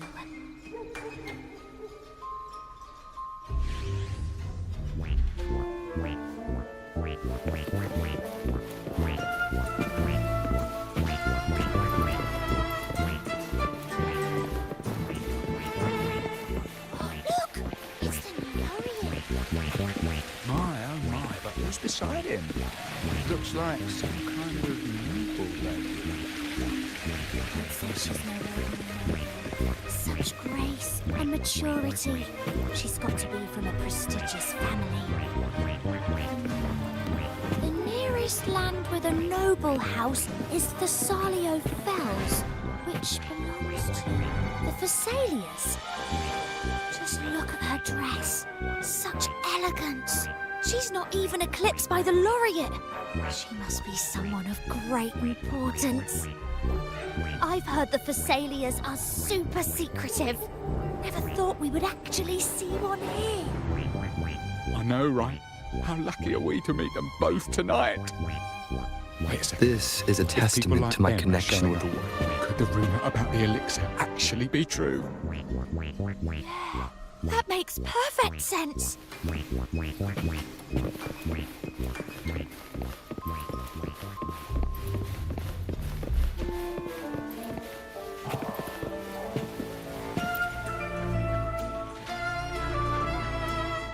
Now all the riddles are here, like fish returned to the sea. However, they are entangled in a maze of seaweed. How would you free them from the maze?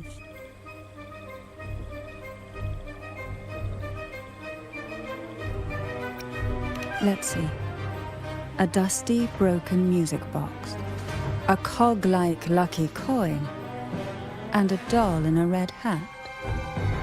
They're all out of production now. None of the music boxes these days use this kind of cog.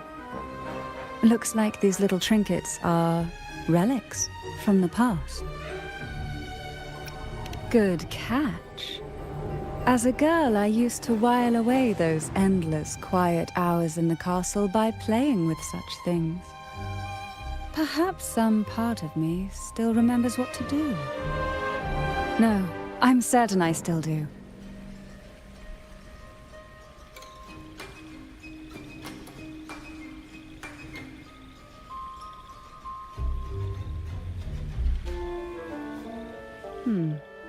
It seems all we need is the laureate's performance to breathe life back into this old relic.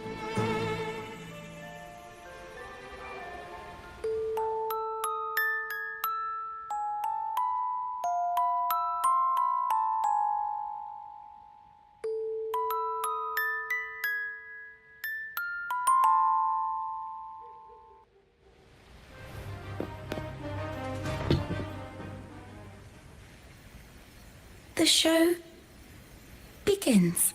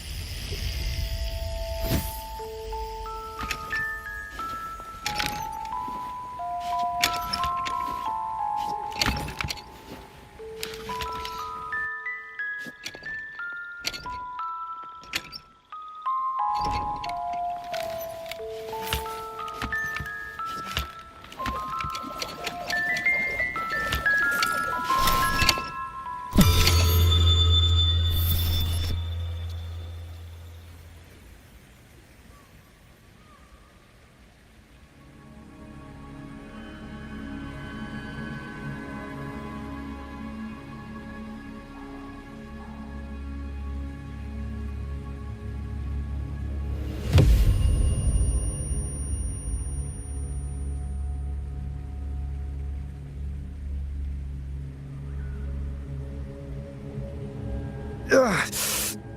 What was that? My head. Ugh. This pain's getting worse. I need a break somewhere. You've been under this influence far too long, especially in a place filled with spirits. I should have warned you sooner. You need a proper rest, and we're not far from Thessalio Fells. Come to my castle. I have potions there that can help ease the strain.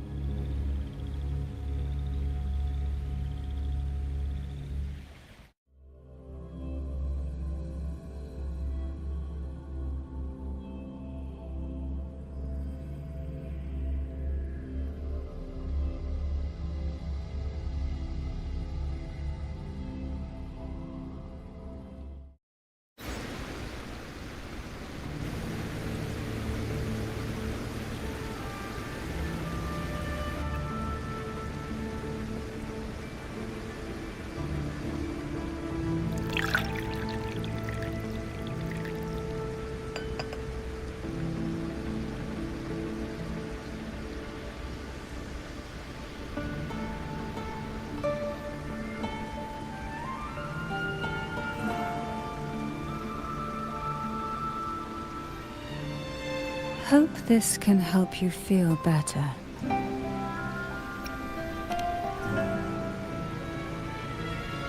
This potion is crafted from freshly crushed barnacle leaves, mixed with the sap of violaca, sea okra, and sea apple, all fermented in a glass vial.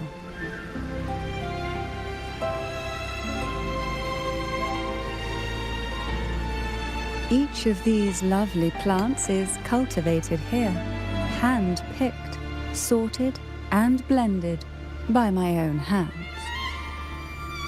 As the poisonous ingredients entwine, their toxins soften over time, like nightmares transforming into the sweetest dreams. Don't worry, it's perfectly safe, and even delightful. Drink up and rest a while.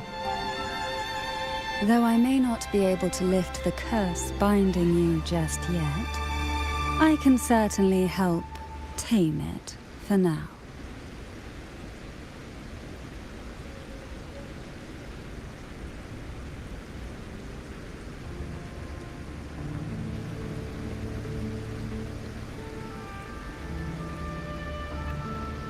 Ah, Excuse me for a moment. It's time I tend to the flowers.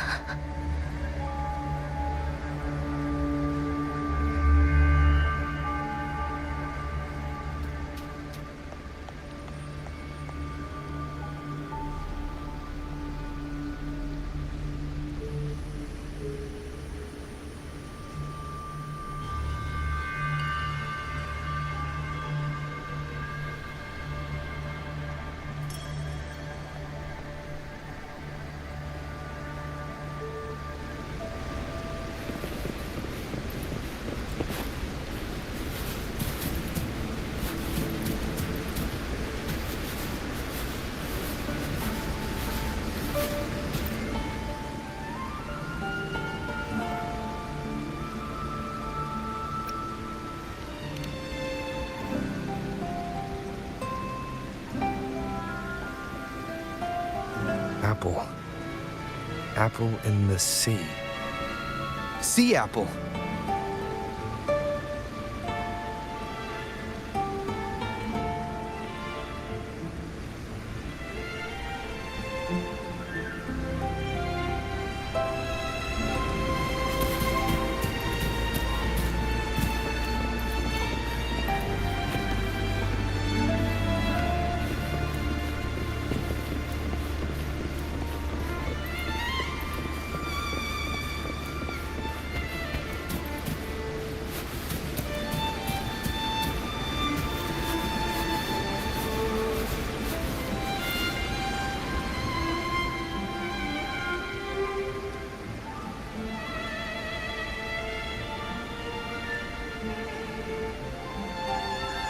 Jelly rose, round hat.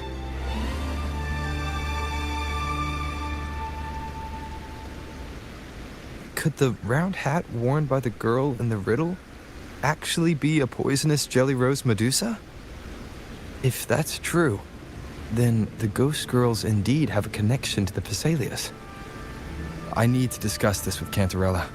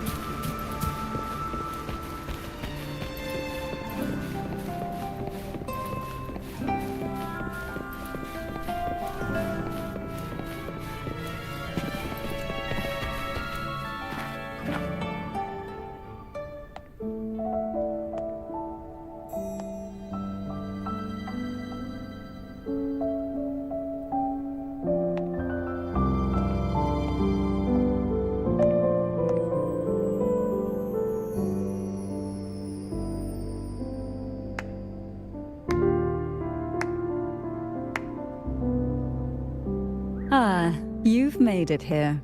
I'm glad to see you're feeling better. Now, we can finally have a proper conversation. Did you come all this way for me? Or are you in search of the secret slumbering in the deep?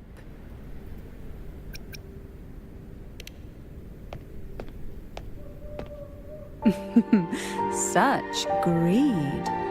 Rest assured, I'm here to unravel the secrets with you, as I promised.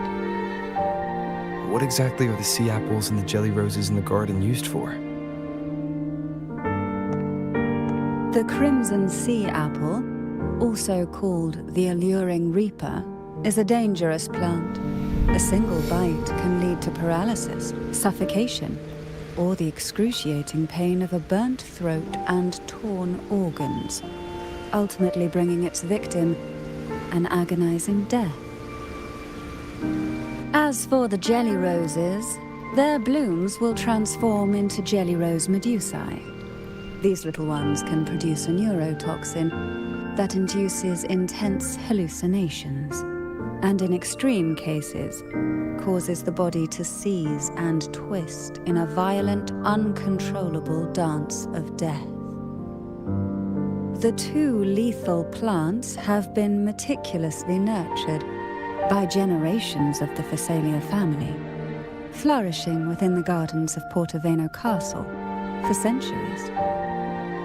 So my guess was correct. The red apple in the second riddle refers to the sea apple, and the round hat in the last riddle points to the jelly rose medusa. As for the first riddle, Siren's Song, the crown atop the mountain and the waterfall that cascaded into the depths below clearly points here, a crown-like castle that sits atop a jagged cliff with a waterfall rushing down. It seems the girls in the riddle were lured into the Portovino castle.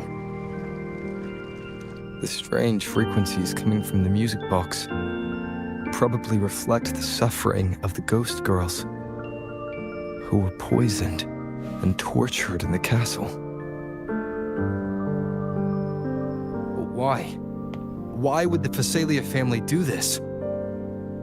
I don't believe you'd engage in such senseless cruelty or take pleasure in others' suffering. There should be a reason behind this. Wait, there's one Phasalia tradition that might explain it.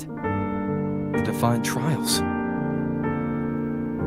It's a ritual to select a maiden of extraordinary willpower, a Phasalia who can withstand the Thenodian's whispers. I assume such extreme methods were needed for the trials. Well, I never imagined you'd solve the mystery so quickly. You never cease to amaze me. The truth behind the Ghost Girl riddle is none other than the grim secret of the Divine Trials.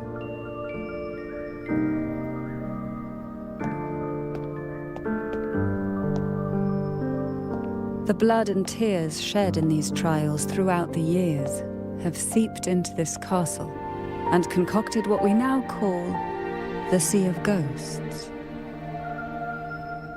There, past and future intertwine, and Phasalia's ancient secrets cling to the cracks of time like grotesque scabs.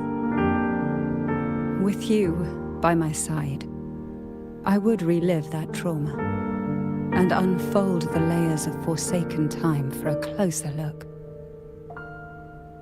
And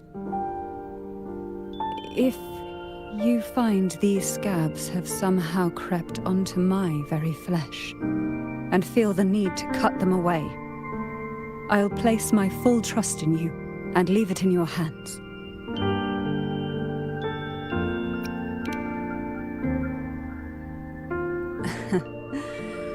Absolutely. Remember my promise. Whether it's elixir or poison, I'm ready to explore it with you. I, Cantarella Phasalia, value every promise I made to you, and vow to see them through. Now, the answers we seek lie in the depths of fierce undercurrents. Will you join me and dive into the deep sea?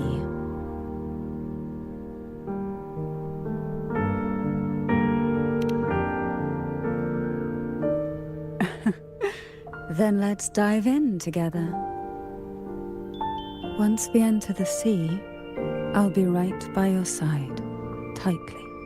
No poisonous creature shall harm you. For you are the one I've chosen.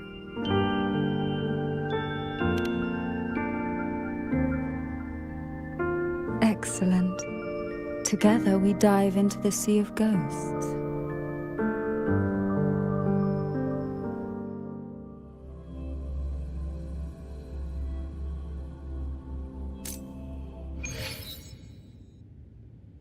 Is this still Portovino Castle? Something feels off.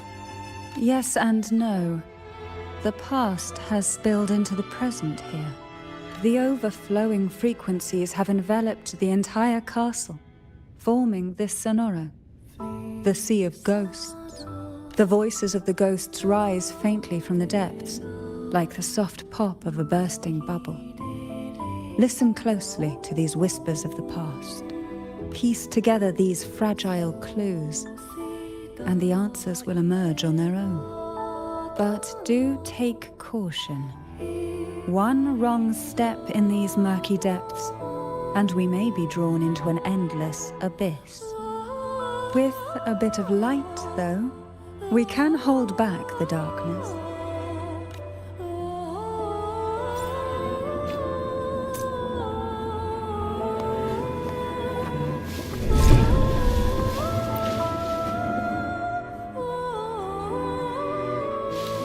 Though the black of the sea is overwhelming, I've managed to preserve the last ray of light. You see, light is something that darkness can never fully devour. As long as it flickers, it can guide us out. I, Cantarella Thessalia, hereby grant you unrestricted passage through Portovino Castle. Let us explore and weave through the past and future together.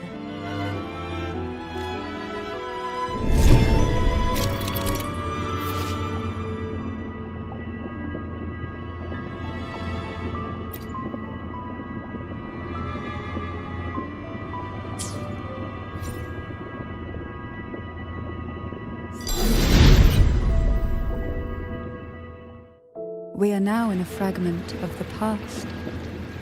You've done well. The past that emerges from the Sea of Ghosts is not entirely real. It only reveals what it chooses to show, which means we must uncover the hidden truth ourselves. Spirits bound in the cracks of time wonder no more. Please set them free with the light. They've been trapped here for far too long. Try not to blink.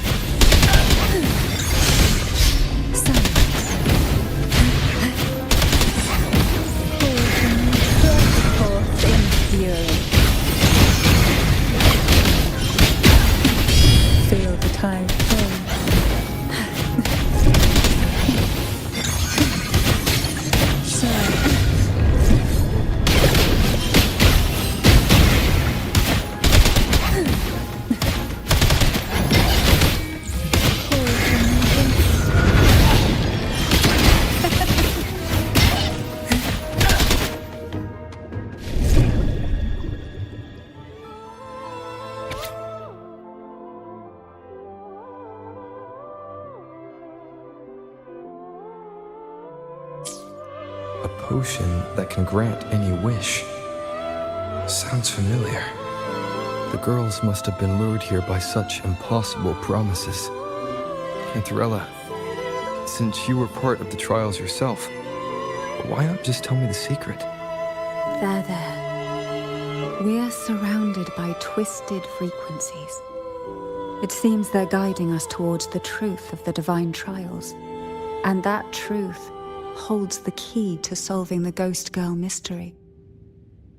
During the trials, the ever-present abyss silently watched over us.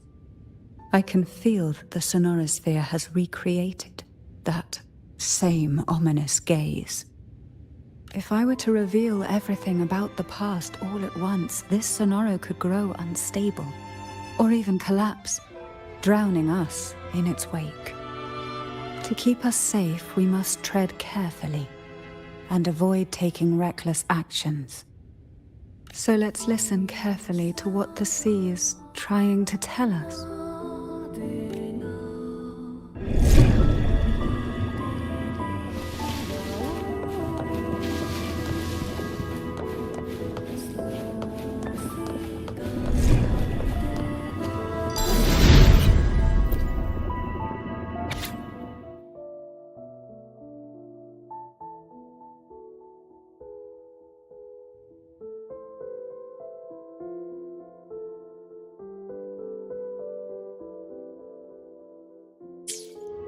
The divine trials stand as a hallowed tradition of the Phasalia family, a ritual that demands every family member to offer their daughters to face the ordeal.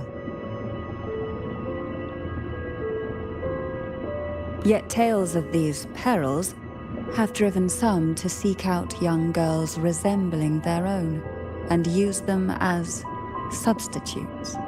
These girls' parents are often offered a generous sum of money or sweet promises as compensation. Behind this intricate web stands the late head of Phasalia. To him, the Phasalia daughters who had been replaced were nothing more than useless stones. The substitutes, however, he considered rough gems that could be polished into dazzling jewels through suffering.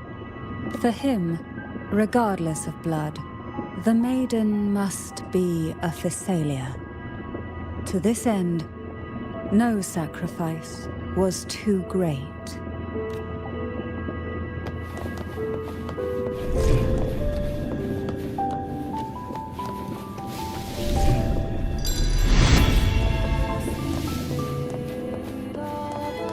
Who will sink into the depths with me? Oh, this will be fun.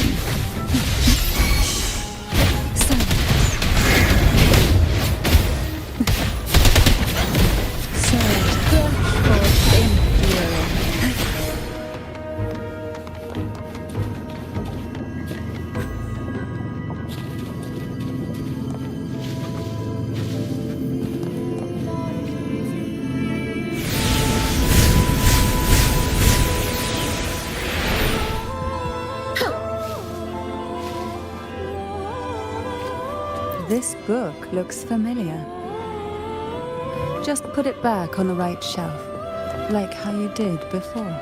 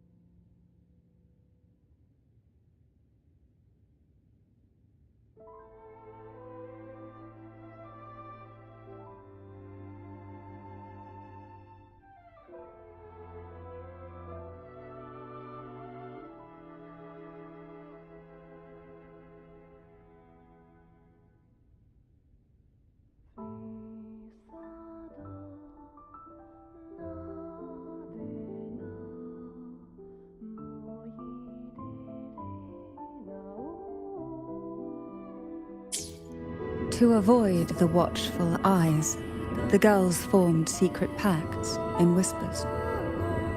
Hum a special tune. Use the right color. Knock on the door 3 times every 2 seconds. In the cold, unfathomable sea, they clung to each other, seeking warmth and comfort. The little fish huddled close, unaware of who might vanish or what tomorrow would bring.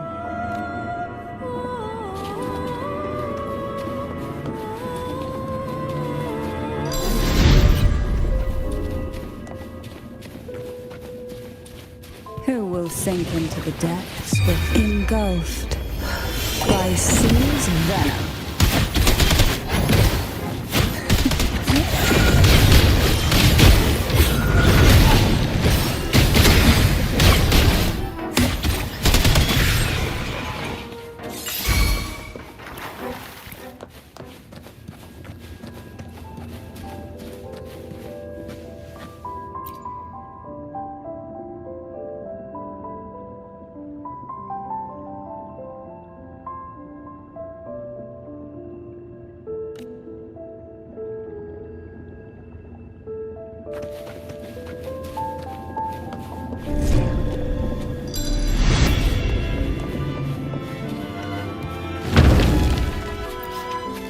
Well done.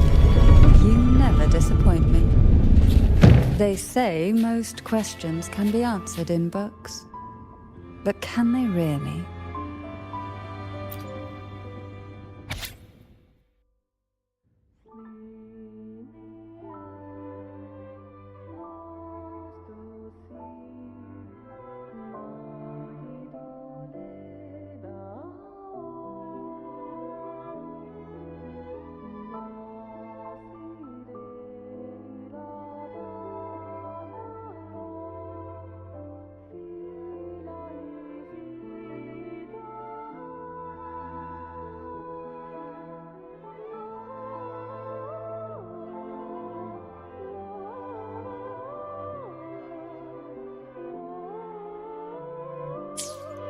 The Phasalia family is built on poison, and from a young age, every Phasalia child is introduced to it.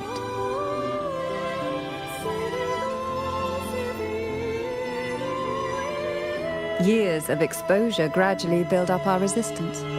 At first we suffered, but over time, few poisons could harm us. We are no longer merely the bearers of poison. We become the poison itself.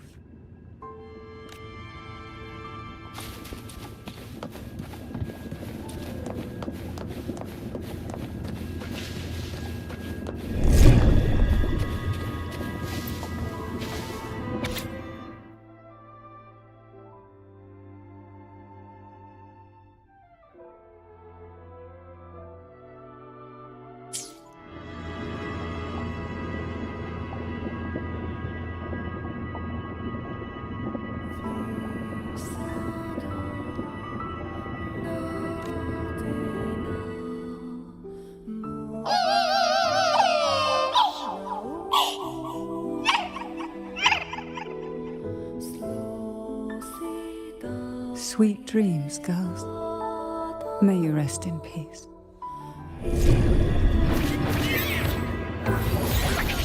Oh, this is it. Surge of deep tides.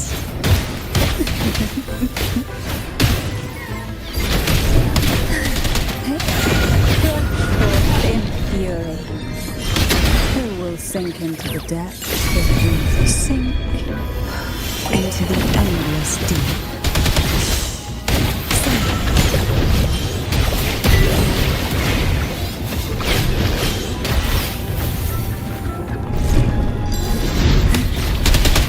Try not to blink.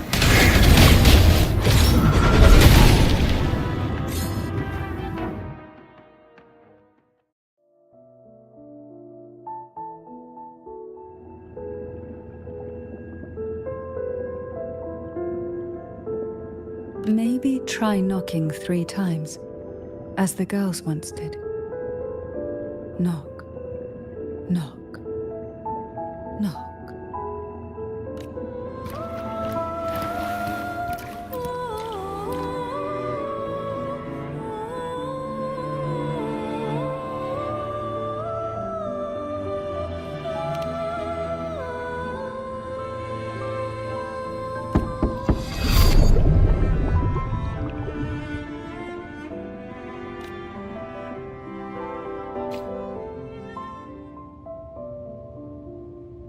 It seems safe here. We can catch our breath amid the surging undercurrents. Even in the depths of the sea, there would be a place for resting, like the eye of a storm. Perhaps we should take a moment to explore this room. It seems like an ideal setting to gather our thoughts, or simply rest.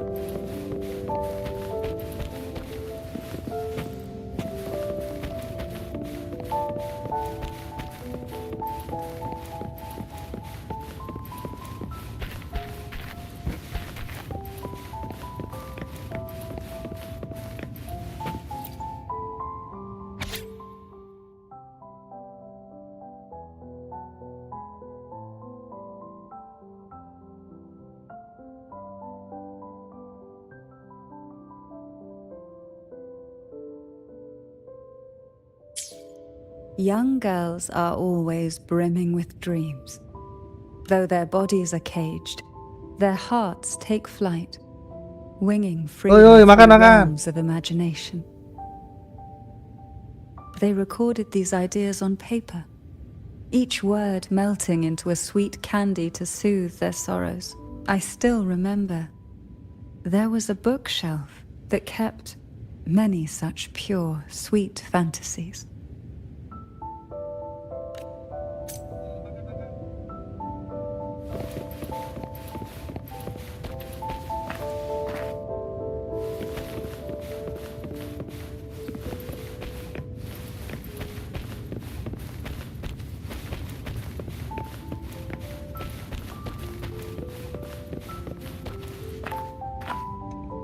Apa woi?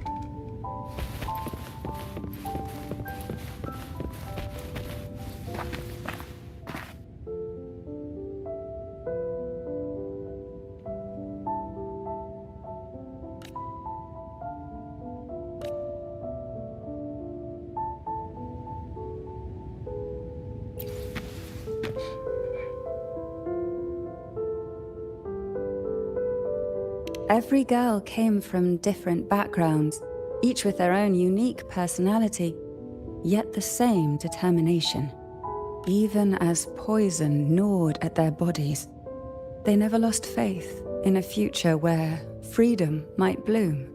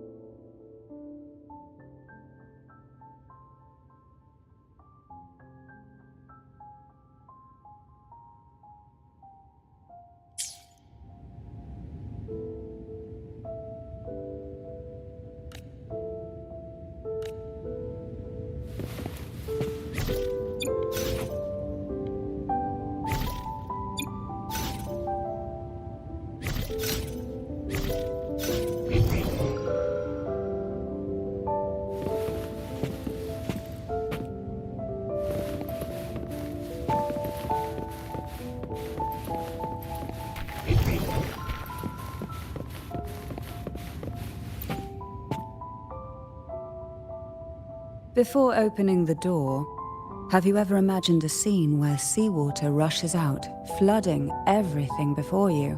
But for now, I don't think that will happen. We haven't quite reached the deep waters yet. Should we go now and see what the jellyfish are trying to say? Lovely. Don't forget to knock 3 times.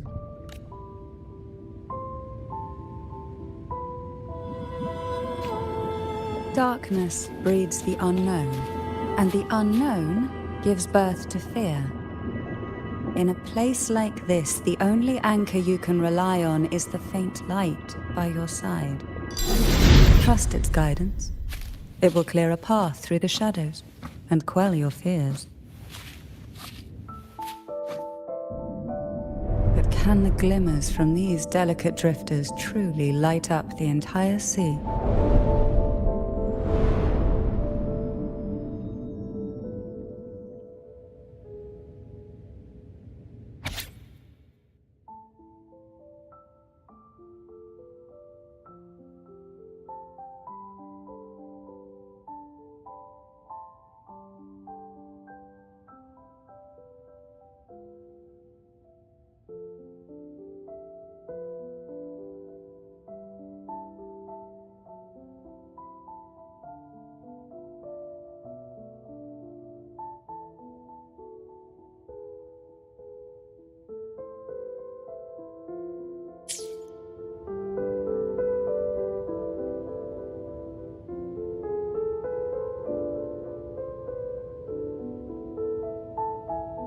It seems like fate insists we move as one, side by side. In the realm of poison, none can rival the Jelly Rose Medusa. Ah, a scent I know well. There's a Jelly Rose Medusa lying in wait just a little deeper. They tend to be wary when alone, their nerves quick to tingle at the slightest move. But worry not. I know what to do.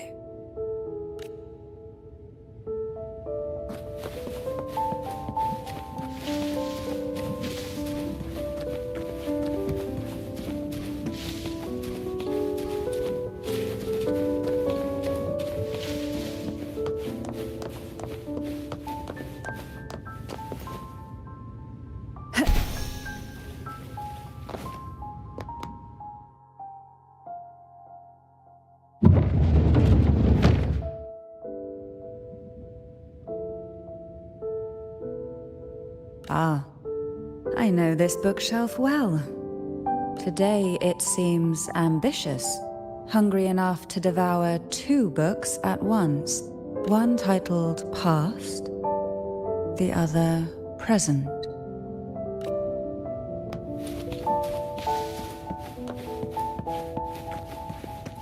What we want has a way of appearing when least expected.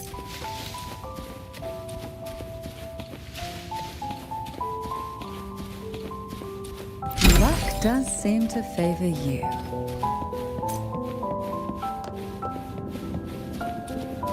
Are we prisoners to the insatiable appetite for knowledge, or to the ever-expanding void?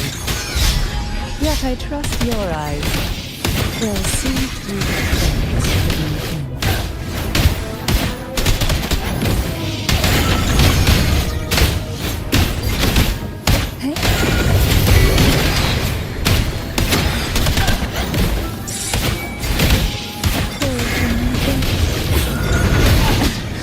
The nerve.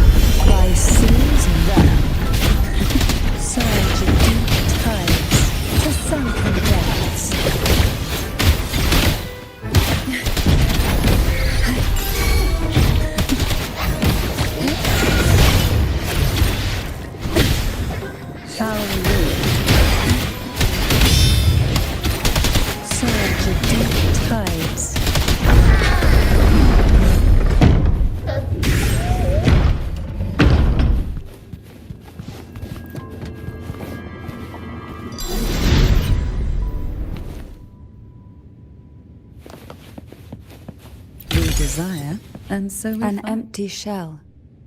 The remnants that past has left behind. Just one more to go. The shadow cast by present.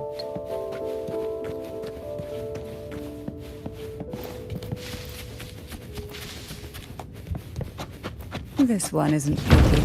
It's a mere accident born from the twists of time. Offer it any book, and it may reward your courage.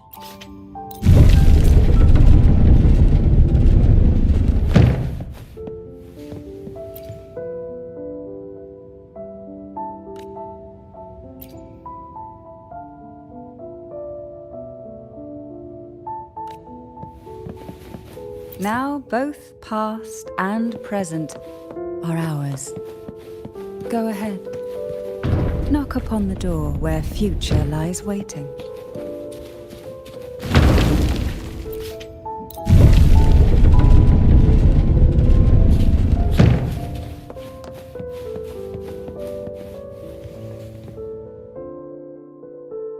Oh, frightened away, our lethal yet delicate little friend. Looks like we need to handle these two first.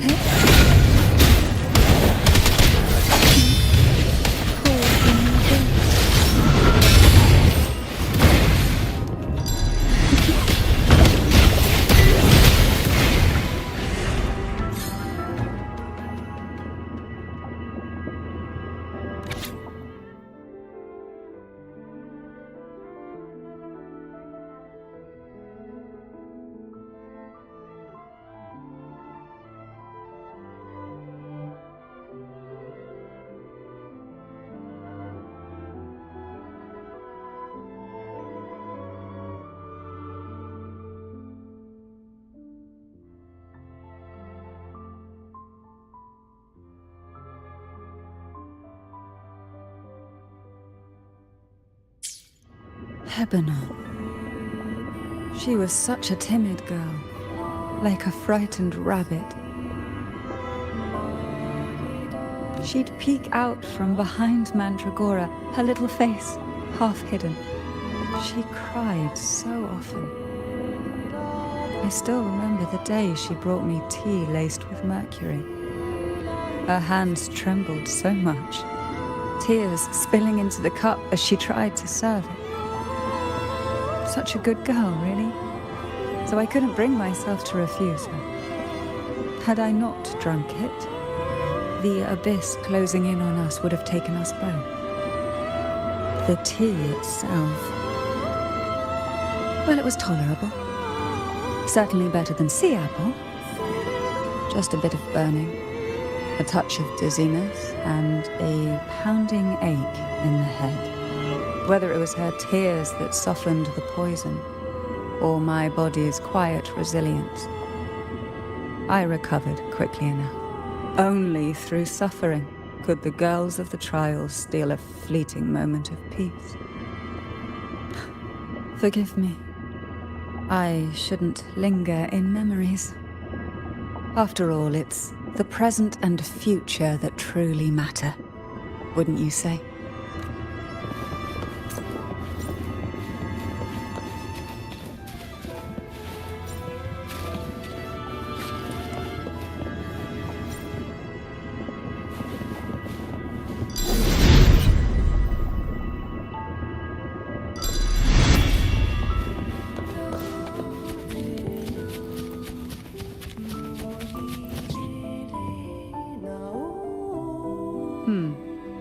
Our delicate little friend seems to have slipped above us. I'll find us a way.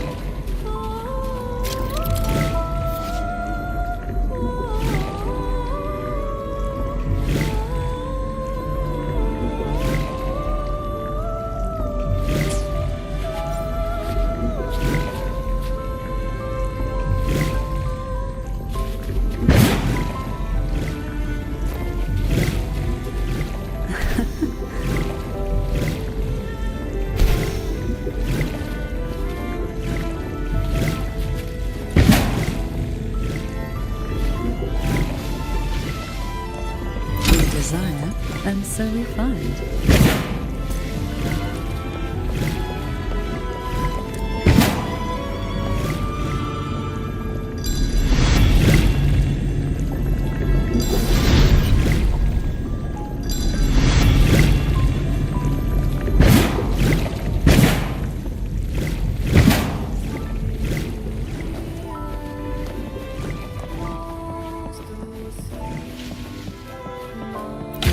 Does seem to favor you.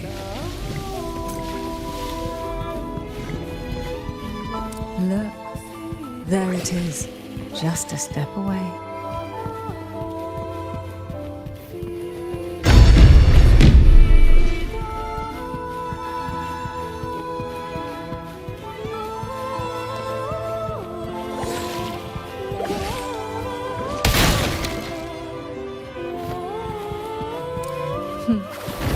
It seems everyone desires the deadliest jellyfish.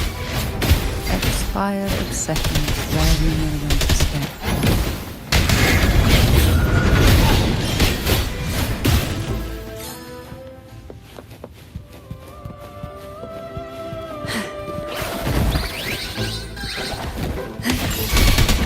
Try not to blink. How rude. Feel the tide pull. Riptides claim you.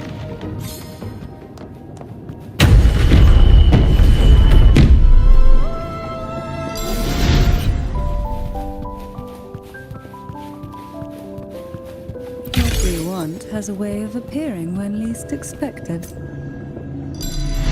Who will sink into the depths with me?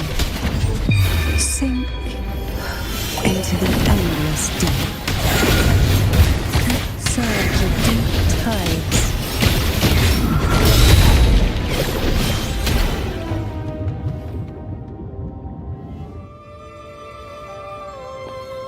Why not savor this,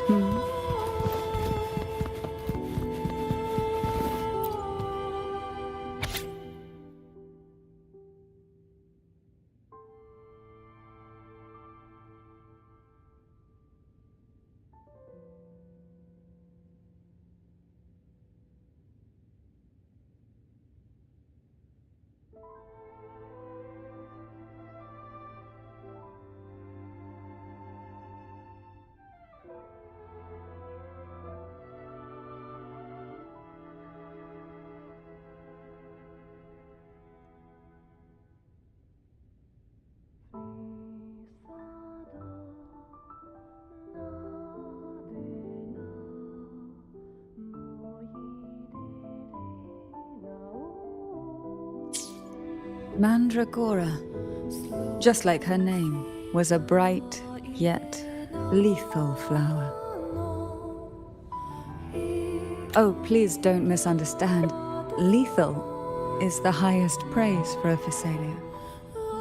She clung to every teaching of the head of our family, shaping herself so meticulously that her thoughts and her very self vanished, lost to the family's cold framework. I saw the weight of what she gave for that trial, all for a cause that was barely worthy of her sacrifice. So, when she served me the scone, dipped in the essence of jelly rose, I didn't hesitate to swallow it all. She was much tougher than Hebanon, but still, behind her unwavering gaze, I caught a flicker of reluctance, a shadow of something almost tender. As for the poison, the sensation was... I felt like I was drowning in slow waves, my body twitching without control, and my vision slipping into a soft blur. And somewhere within that haze, I saw us transformed. Birds, perhaps, dancing on a sunlit shore, carefree and joyful. But then I woke up. There was no sunlit shore around, and I lay here, as ever, in this cold abyss.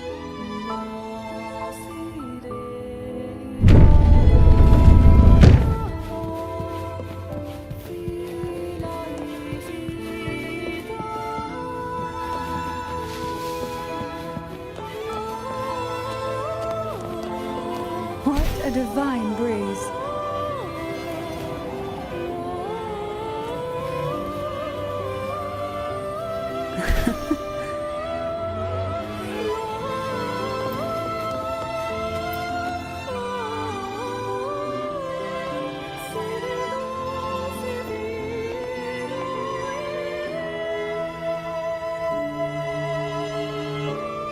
Seems like this little one is ready for a duel, trying to take your life with its venom.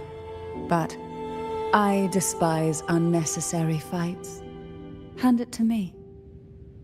Yes, just place it gently here.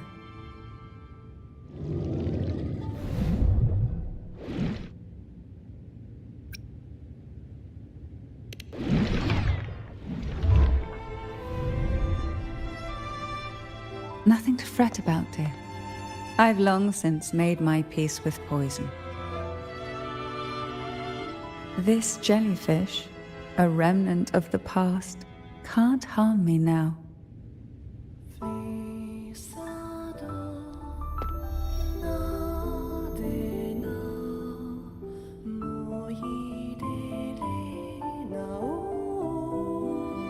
You have such a kind heart.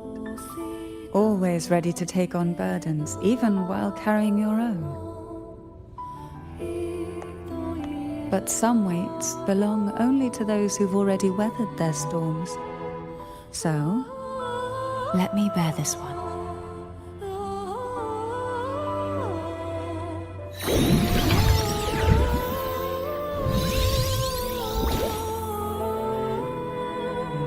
See?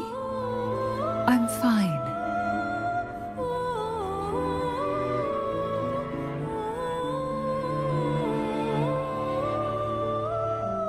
Come now. We've more to uncover.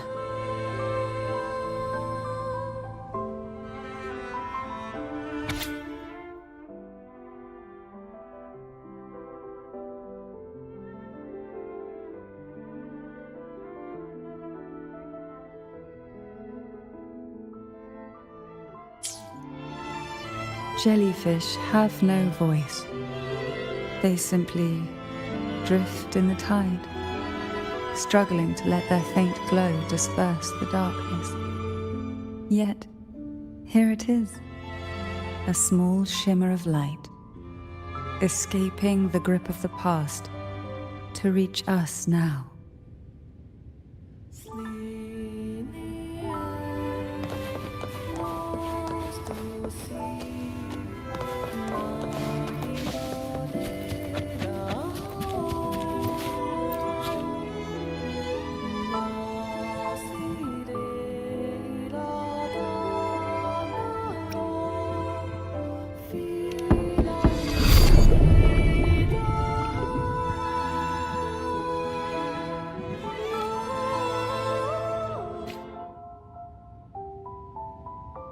Ah, it seems a subtle shift has taken place. I can smell danger. Let's look closely and see what new presence lingers here.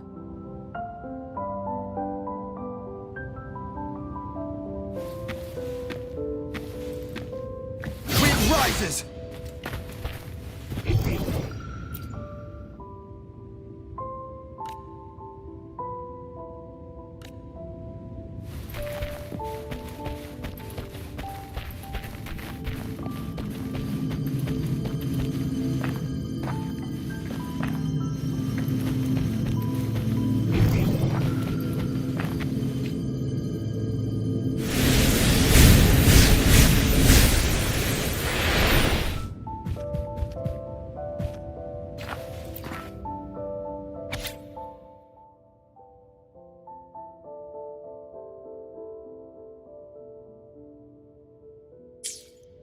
The waves came crashing, eager to snuff out every spark they found. Poison and whispers slithered in, seeking to clip every wing.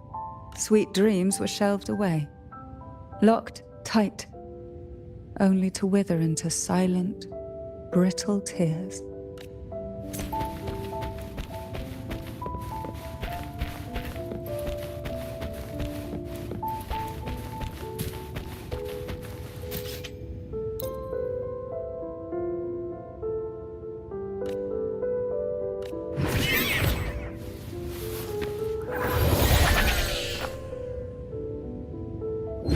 Waves rise. Judgment strikes!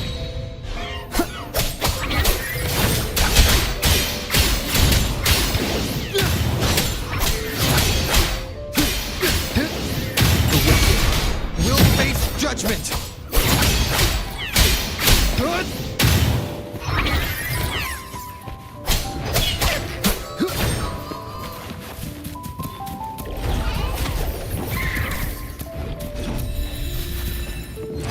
Hopefully this helps.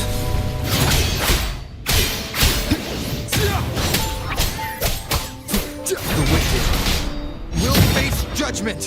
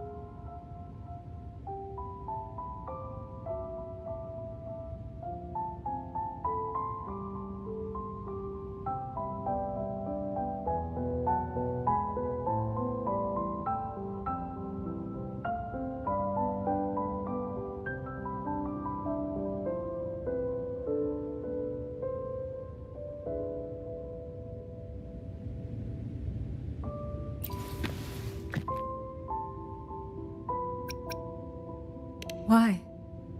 I stand perfectly well right before you. Tears wouldn't grant me mercy, and I never intended to blindly follow rules that were never meant to be kind.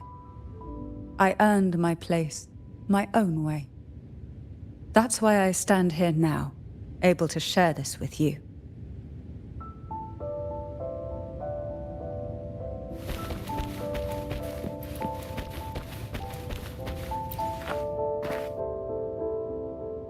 There's a weight to the air behind. A mixture of whispers from the deep, dried tears, and the stale, lingering scent of blood. Behind this is the deep water zone. Are you ready to face the relentless surges? The place ahead is beyond the reach of light, like the night sky devoid of stars, hungry to consume everything within. It will be dark and murky there. Please stay close to me.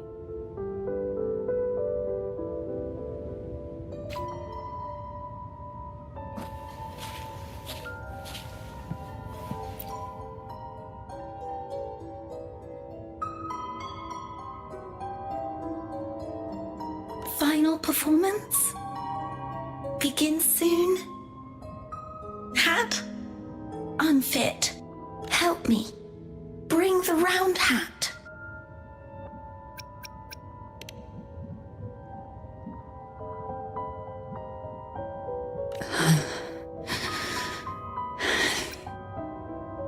No, it's merely some old memories resurfacing.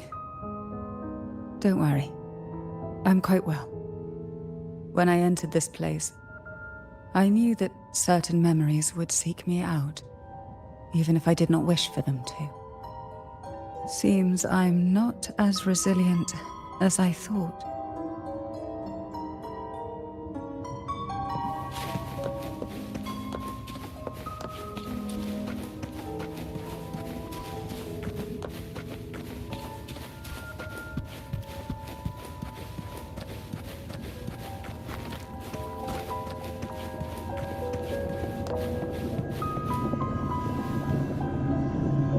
Here, the past and future, dreams and reality, are intricately intertwined, inseparably bound. The chaotic frequencies here might have trapped the light. Let's try once more. gently. Patience and encouragement always help. Oh, this will be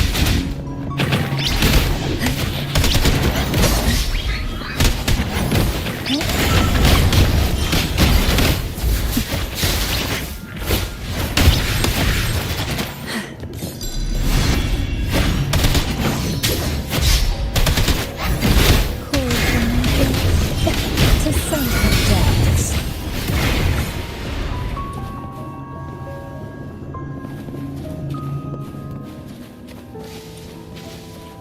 Who will sink into the depths with me?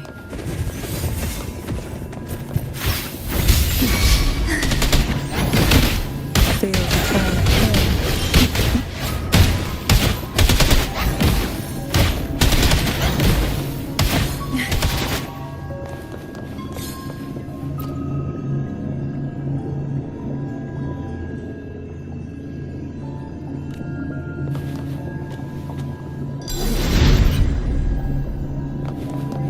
fire and so we find. Why not savor this,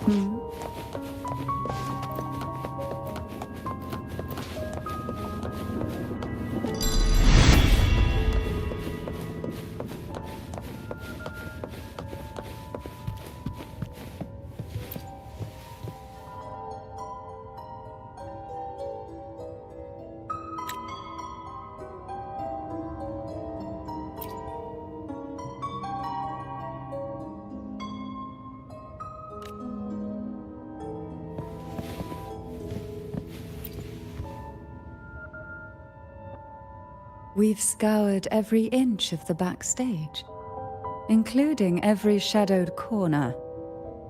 It seems the round hat isn't here.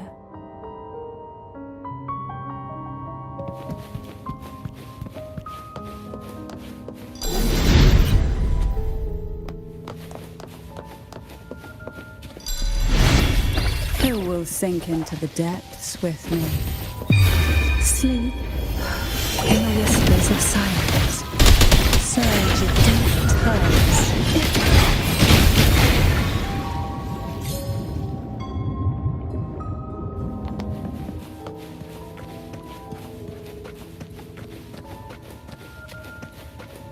At long last, the final performance.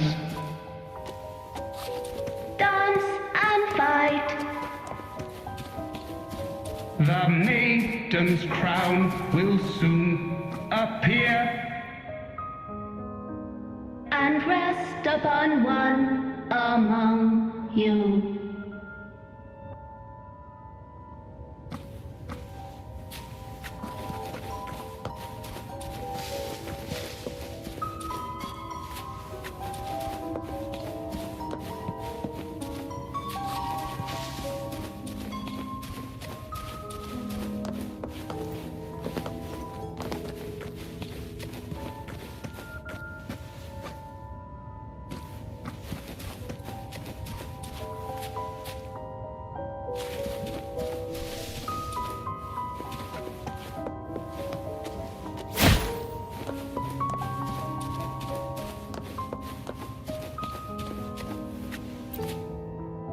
Round hat for you. Take them.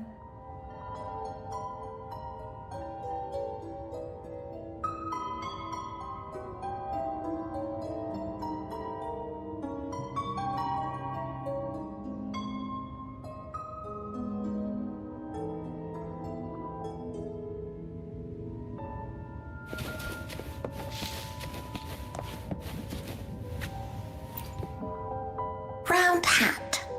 Thank you. Odd, but thank you. The final performance begins now. Go. The front. Closer. Clear. Reassured.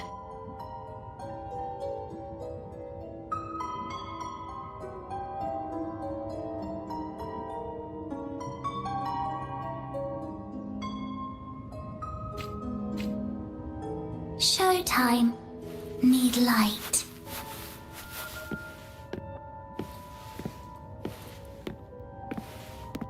Light. Lamp.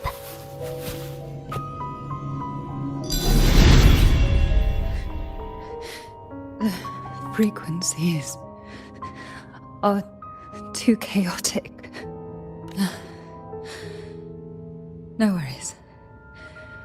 We'll try again.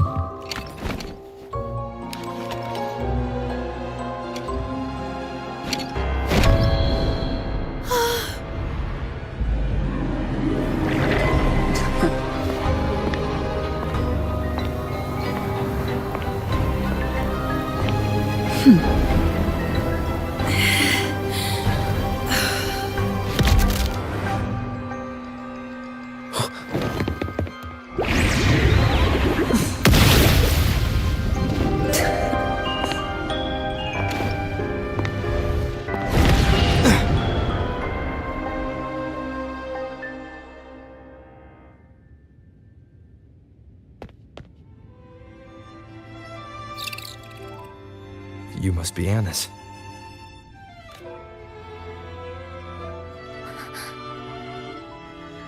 And also Girl A, who couldn't speak, but managed to send me that message.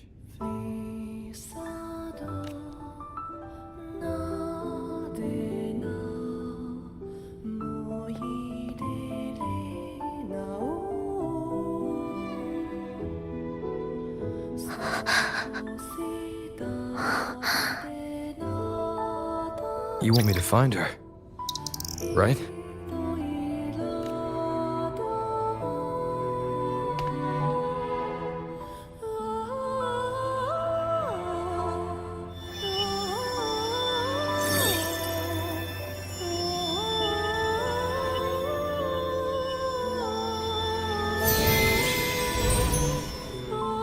We better watch ourselves. They might have tricks up their sleeves we can't even imagine. How dare she show up in the town after everything they did? Will the lost souls truly return home?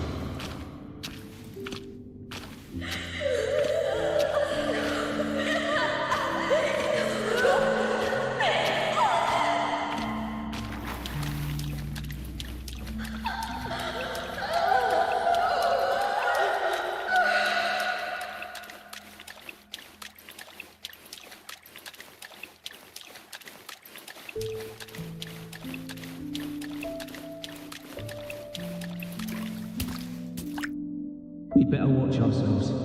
They might have tricks up their sleeves we can't even imagine.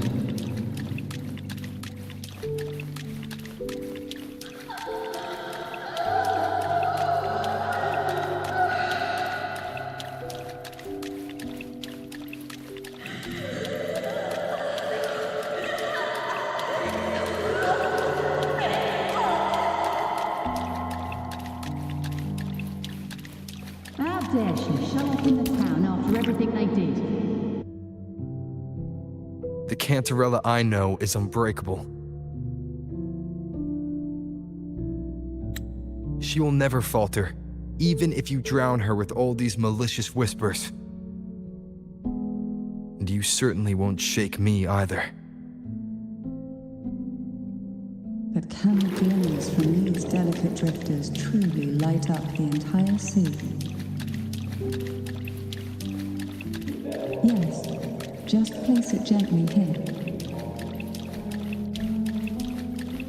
I, Cantarella Phasalia, value every promise I made to you, and vow to see them through. Besides, there are certain places that only you may be able to reach. Come now,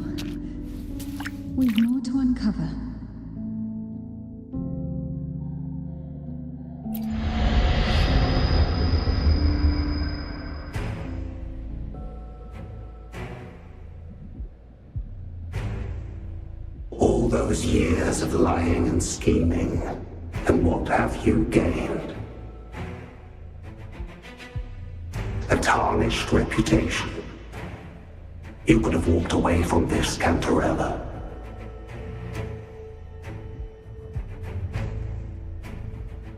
I still remember the little you, the youngest, the most neglected of all the Thessalias.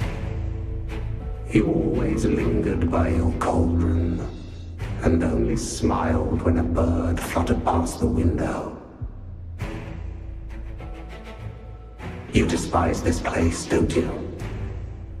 But the blood in your veins, it binds you, holds you prisoner in this endless nightmare. You loathe our rules, yet they have already seeped into your very existence. Tell me, have you ever considered leaving? Let go of this burden that crushes you, and you'll be free as air, free to live the life you've longed for.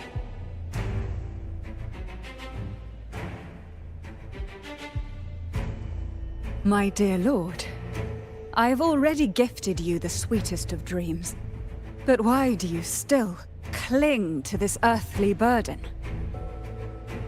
You watched with satisfaction as I climbed over the fallen, ascended the steps to glory, and wore the thorned crown.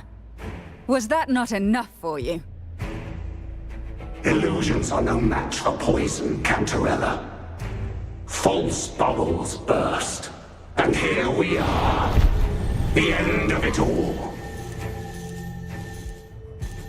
Well, you see, illusions can also lead to true beauty.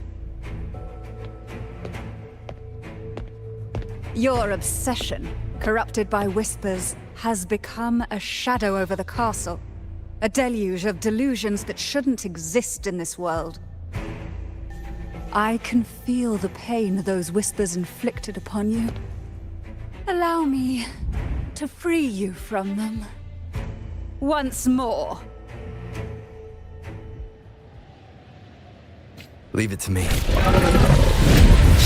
The abyss may reside in shadows, but even the deepest darkness cannot endure the touch of light.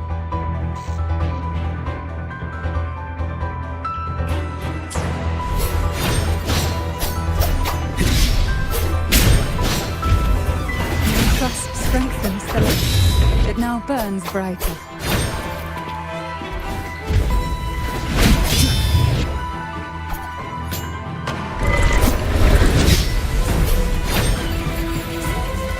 Hopefully this helps.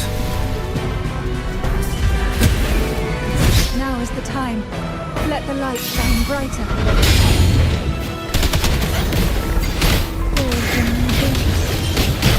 To sunken depths.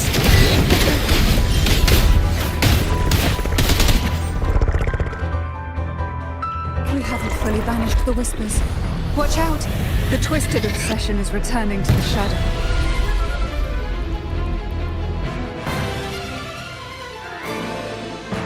Who will sink into the depths?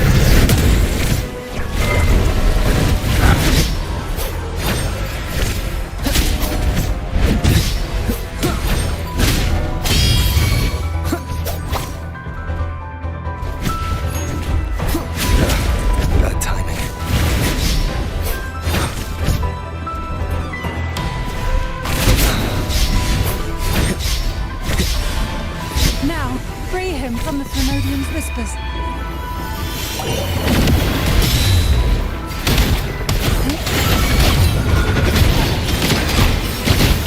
Surrender to it.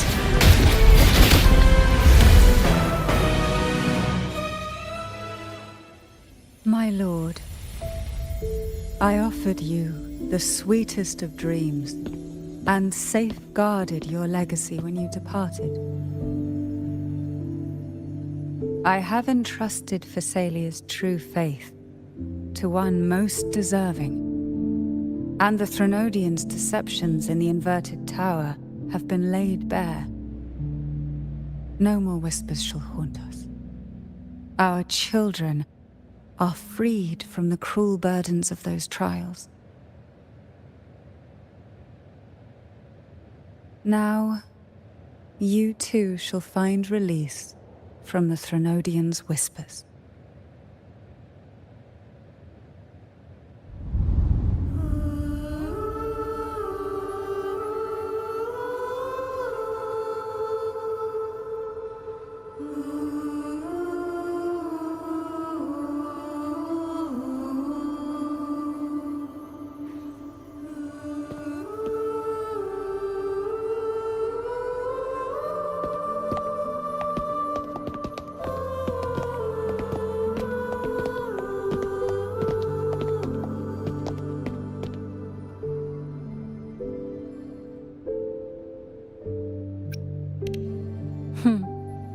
Nothing escapes your eyes, does it?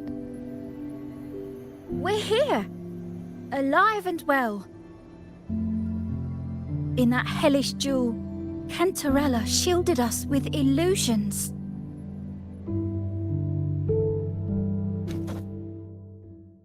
It all started with a false hope. An elixir to grant any wish was said to be here. We dived into darkness, choked down fear.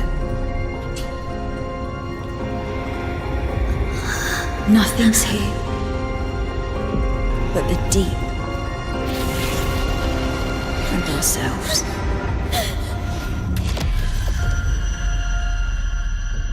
The elixir was our blood and tears. Yet the bane gave us sweet dreams. At last, through the shadows, we reached the end.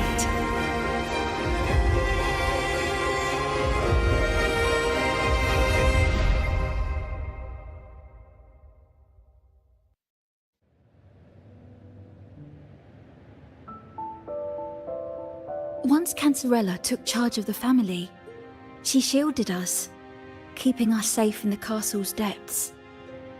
The Order's members were always prying, eager to find out the truth. I knew if we went out recklessly, we'd only invite danger. Though, I really miss my home, more than I can say. Fortunately, Cantarella holds the Night of Remembrance every year. With our masks, we can slip away, even just for a while, back to our village. It's always a great comfort to see Jojo living happily and in good health. My dear, from this night forward, you're free to be with your families. The gentleman here has solved the riddles. Together, he and I will craft the elixir of revival.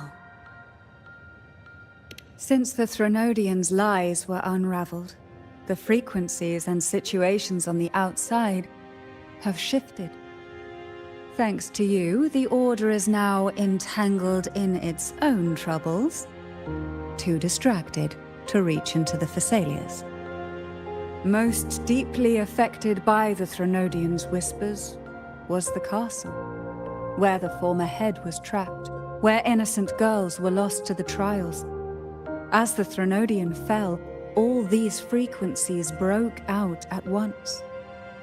The long-standing fear, pain, resentment, and repression, all that the whispers had suppressed, burst free, becoming a new cage. The shackles of one's spirit were heavier than those from the outside. Yet thanks to you, we shattered those shackles together. I knew then the time had come for the girls to finally go home. I never meant to draw you into this. I was planning to shoulder it all alone. That's why for this year's Night of Remembrance, I took part myself. And as host, I chose Ghost Girls as the theme. My plan was to break through the sea of ghosts, claim that I've solved the riddles and won the elixir of revival, and then use it to send the girls home. when the Dance of the Dead begins at midnight. Your arrival, seemingly by chance, was perhaps destined. The letter wasn't my doing, but I think I know who brought you to my side. She had no intention of hurting you with the abnormal frequencies, but she had been in the Twisted Sonoro for too long. Long enough that she was nearly one with its frequencies. When I saw that letter and sensed something unusual about you, I realized you could no longer stay out of this matter. With a special constitution, you were affected by the frequencies overflowing from the Sea of Ghosts. Looking back, my arrogance blinded me. Forgive me for showing you this weak side of myself. The currents here run deep, and the tangled seaweed is thick. Even I can easily become ensnared.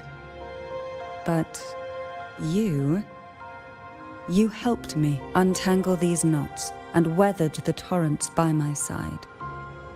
Thanks to you, the elixir was much easier to make. That's why I said a skilled brewer is far more important than the ingredients or the process. Please accept my heartfelt gratitude. Thank you for being here, and for staying by my side. Cantarella, you don't have to bear it all alone anymore. You've got someone you can truly count on now. You're right. I have one last favor to ask. Could you take the elixir and see the girls home on my behalf? The Phasalia doesn't enjoy a good reputation, and some villagers would resist my presence. At this point, causing any complication is the last thing I want. You, however, as the laureate who exposed the lies and turned the impossible into the possible, will carry a weight they can't ignore. If you're the one to handle this, the people will be convinced. Besides, even if the Order intends to look into this miraculous revival later, your status and capabilities will hold them back. But putting all that aside, it's with your effort that this elixir was possible. I can think of no one more fitting for this task. Thank you. Both I and the entire Phasalia family will aid you in any way we can. Girls, gather your things. It's time to go home.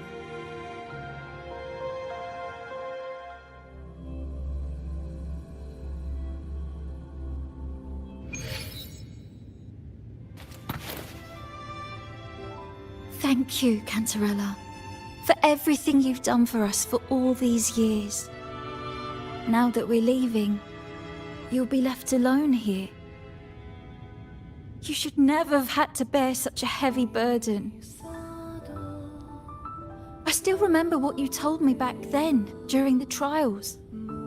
You said you wanted to leave this place behind, go somewhere far away where no one knew you, and live freely. But now, you're staying in this cold castle, bearing it all alone. As long as I am the head of Phasalia, what happened here remains buried. No more trials, no more innocent lives caught in this web. My freedom for theirs. A fair exchange, wouldn't you say? It's time to leave, my dear.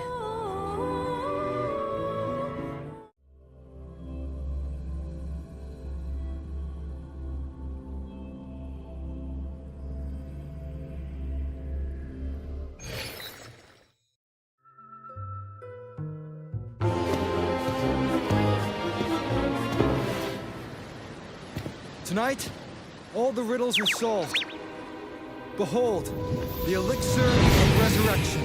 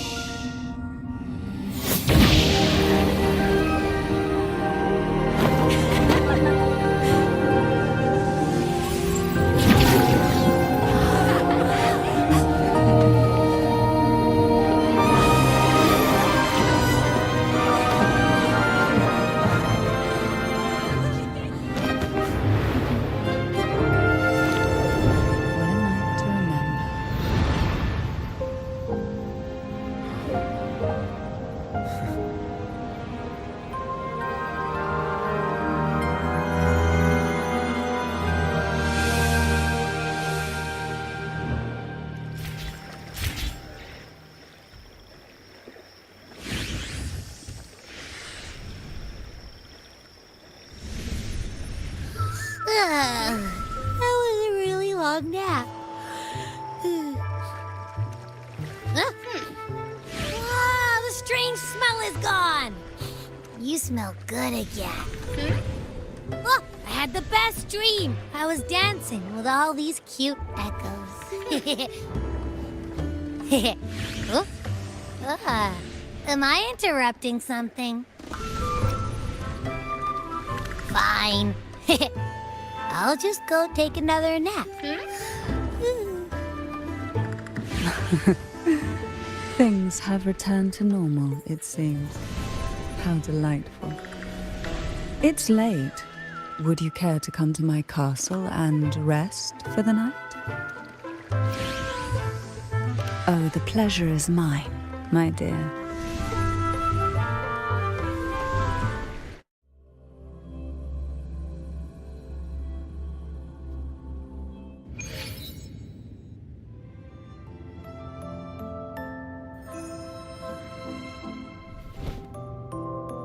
With you here, this castle feels warmer.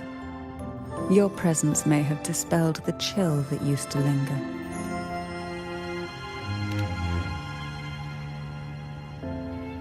Our family's purpose has always been clear: to resist the Threnodian spiritual interference and hold fast to our faith in the Sentinel.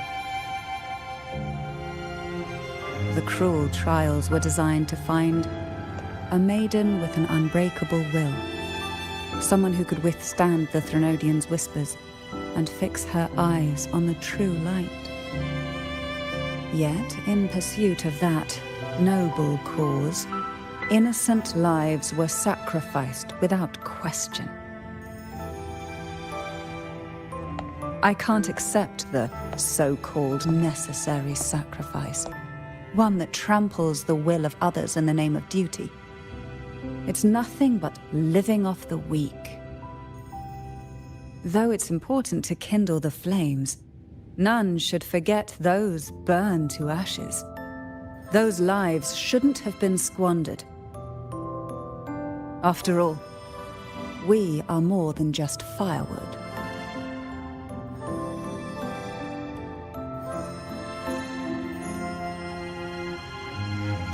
Yes, when I took up the Sword of Divinity, I felt a presence. Someone far more capable, more suitable. A new possibility emerged. I asked the Sentinel to transfer my second awakening power to that girl. The Sentinel had always wielded the power of separation, but instead agreed to my proposal to combine our strengths. With that power, she confronted the Threnodian. We triumphed, for the moment.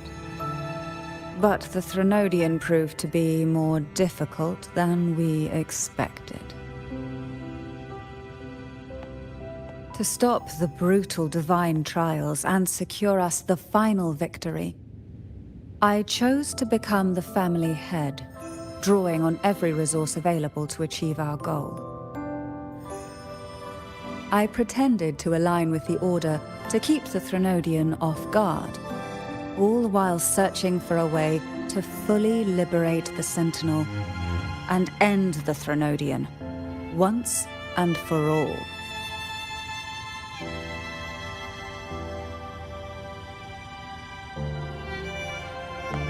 And then, I found you.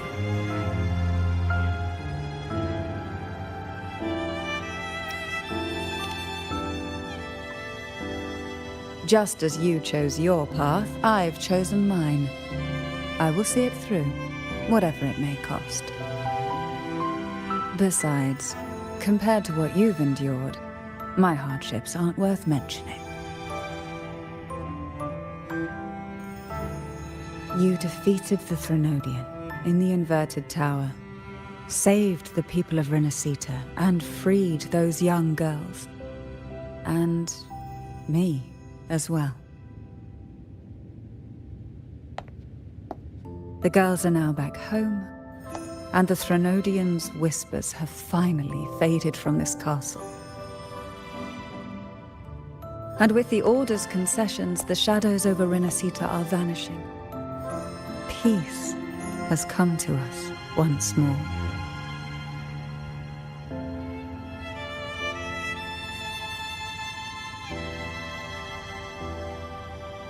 Thanks to you, the days of pain and sacrifice have ended. A calm life. That is the miracle you've brought.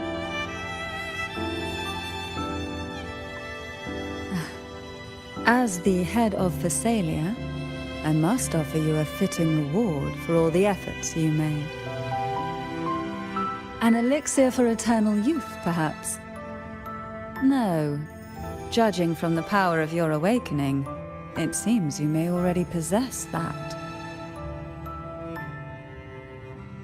Then, let it be the elixir that turns stone into gold. I, Cantarella Phasalia, hereby offer you the family's entire legacy. Every elixir and every hidden secret.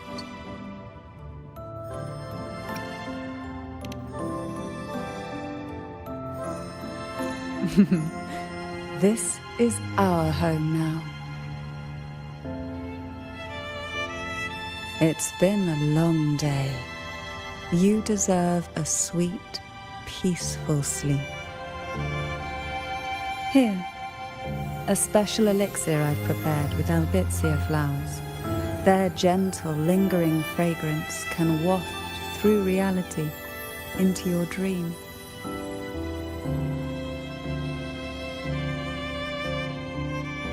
Now, close your eyes and rest.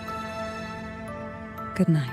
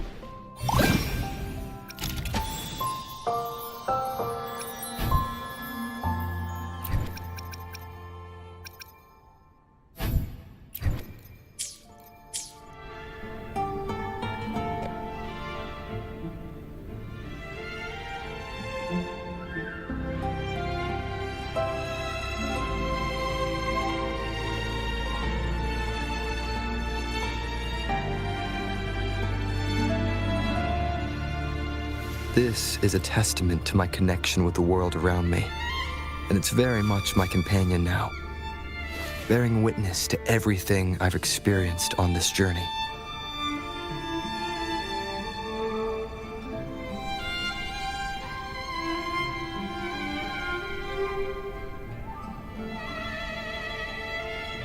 Yes, turu.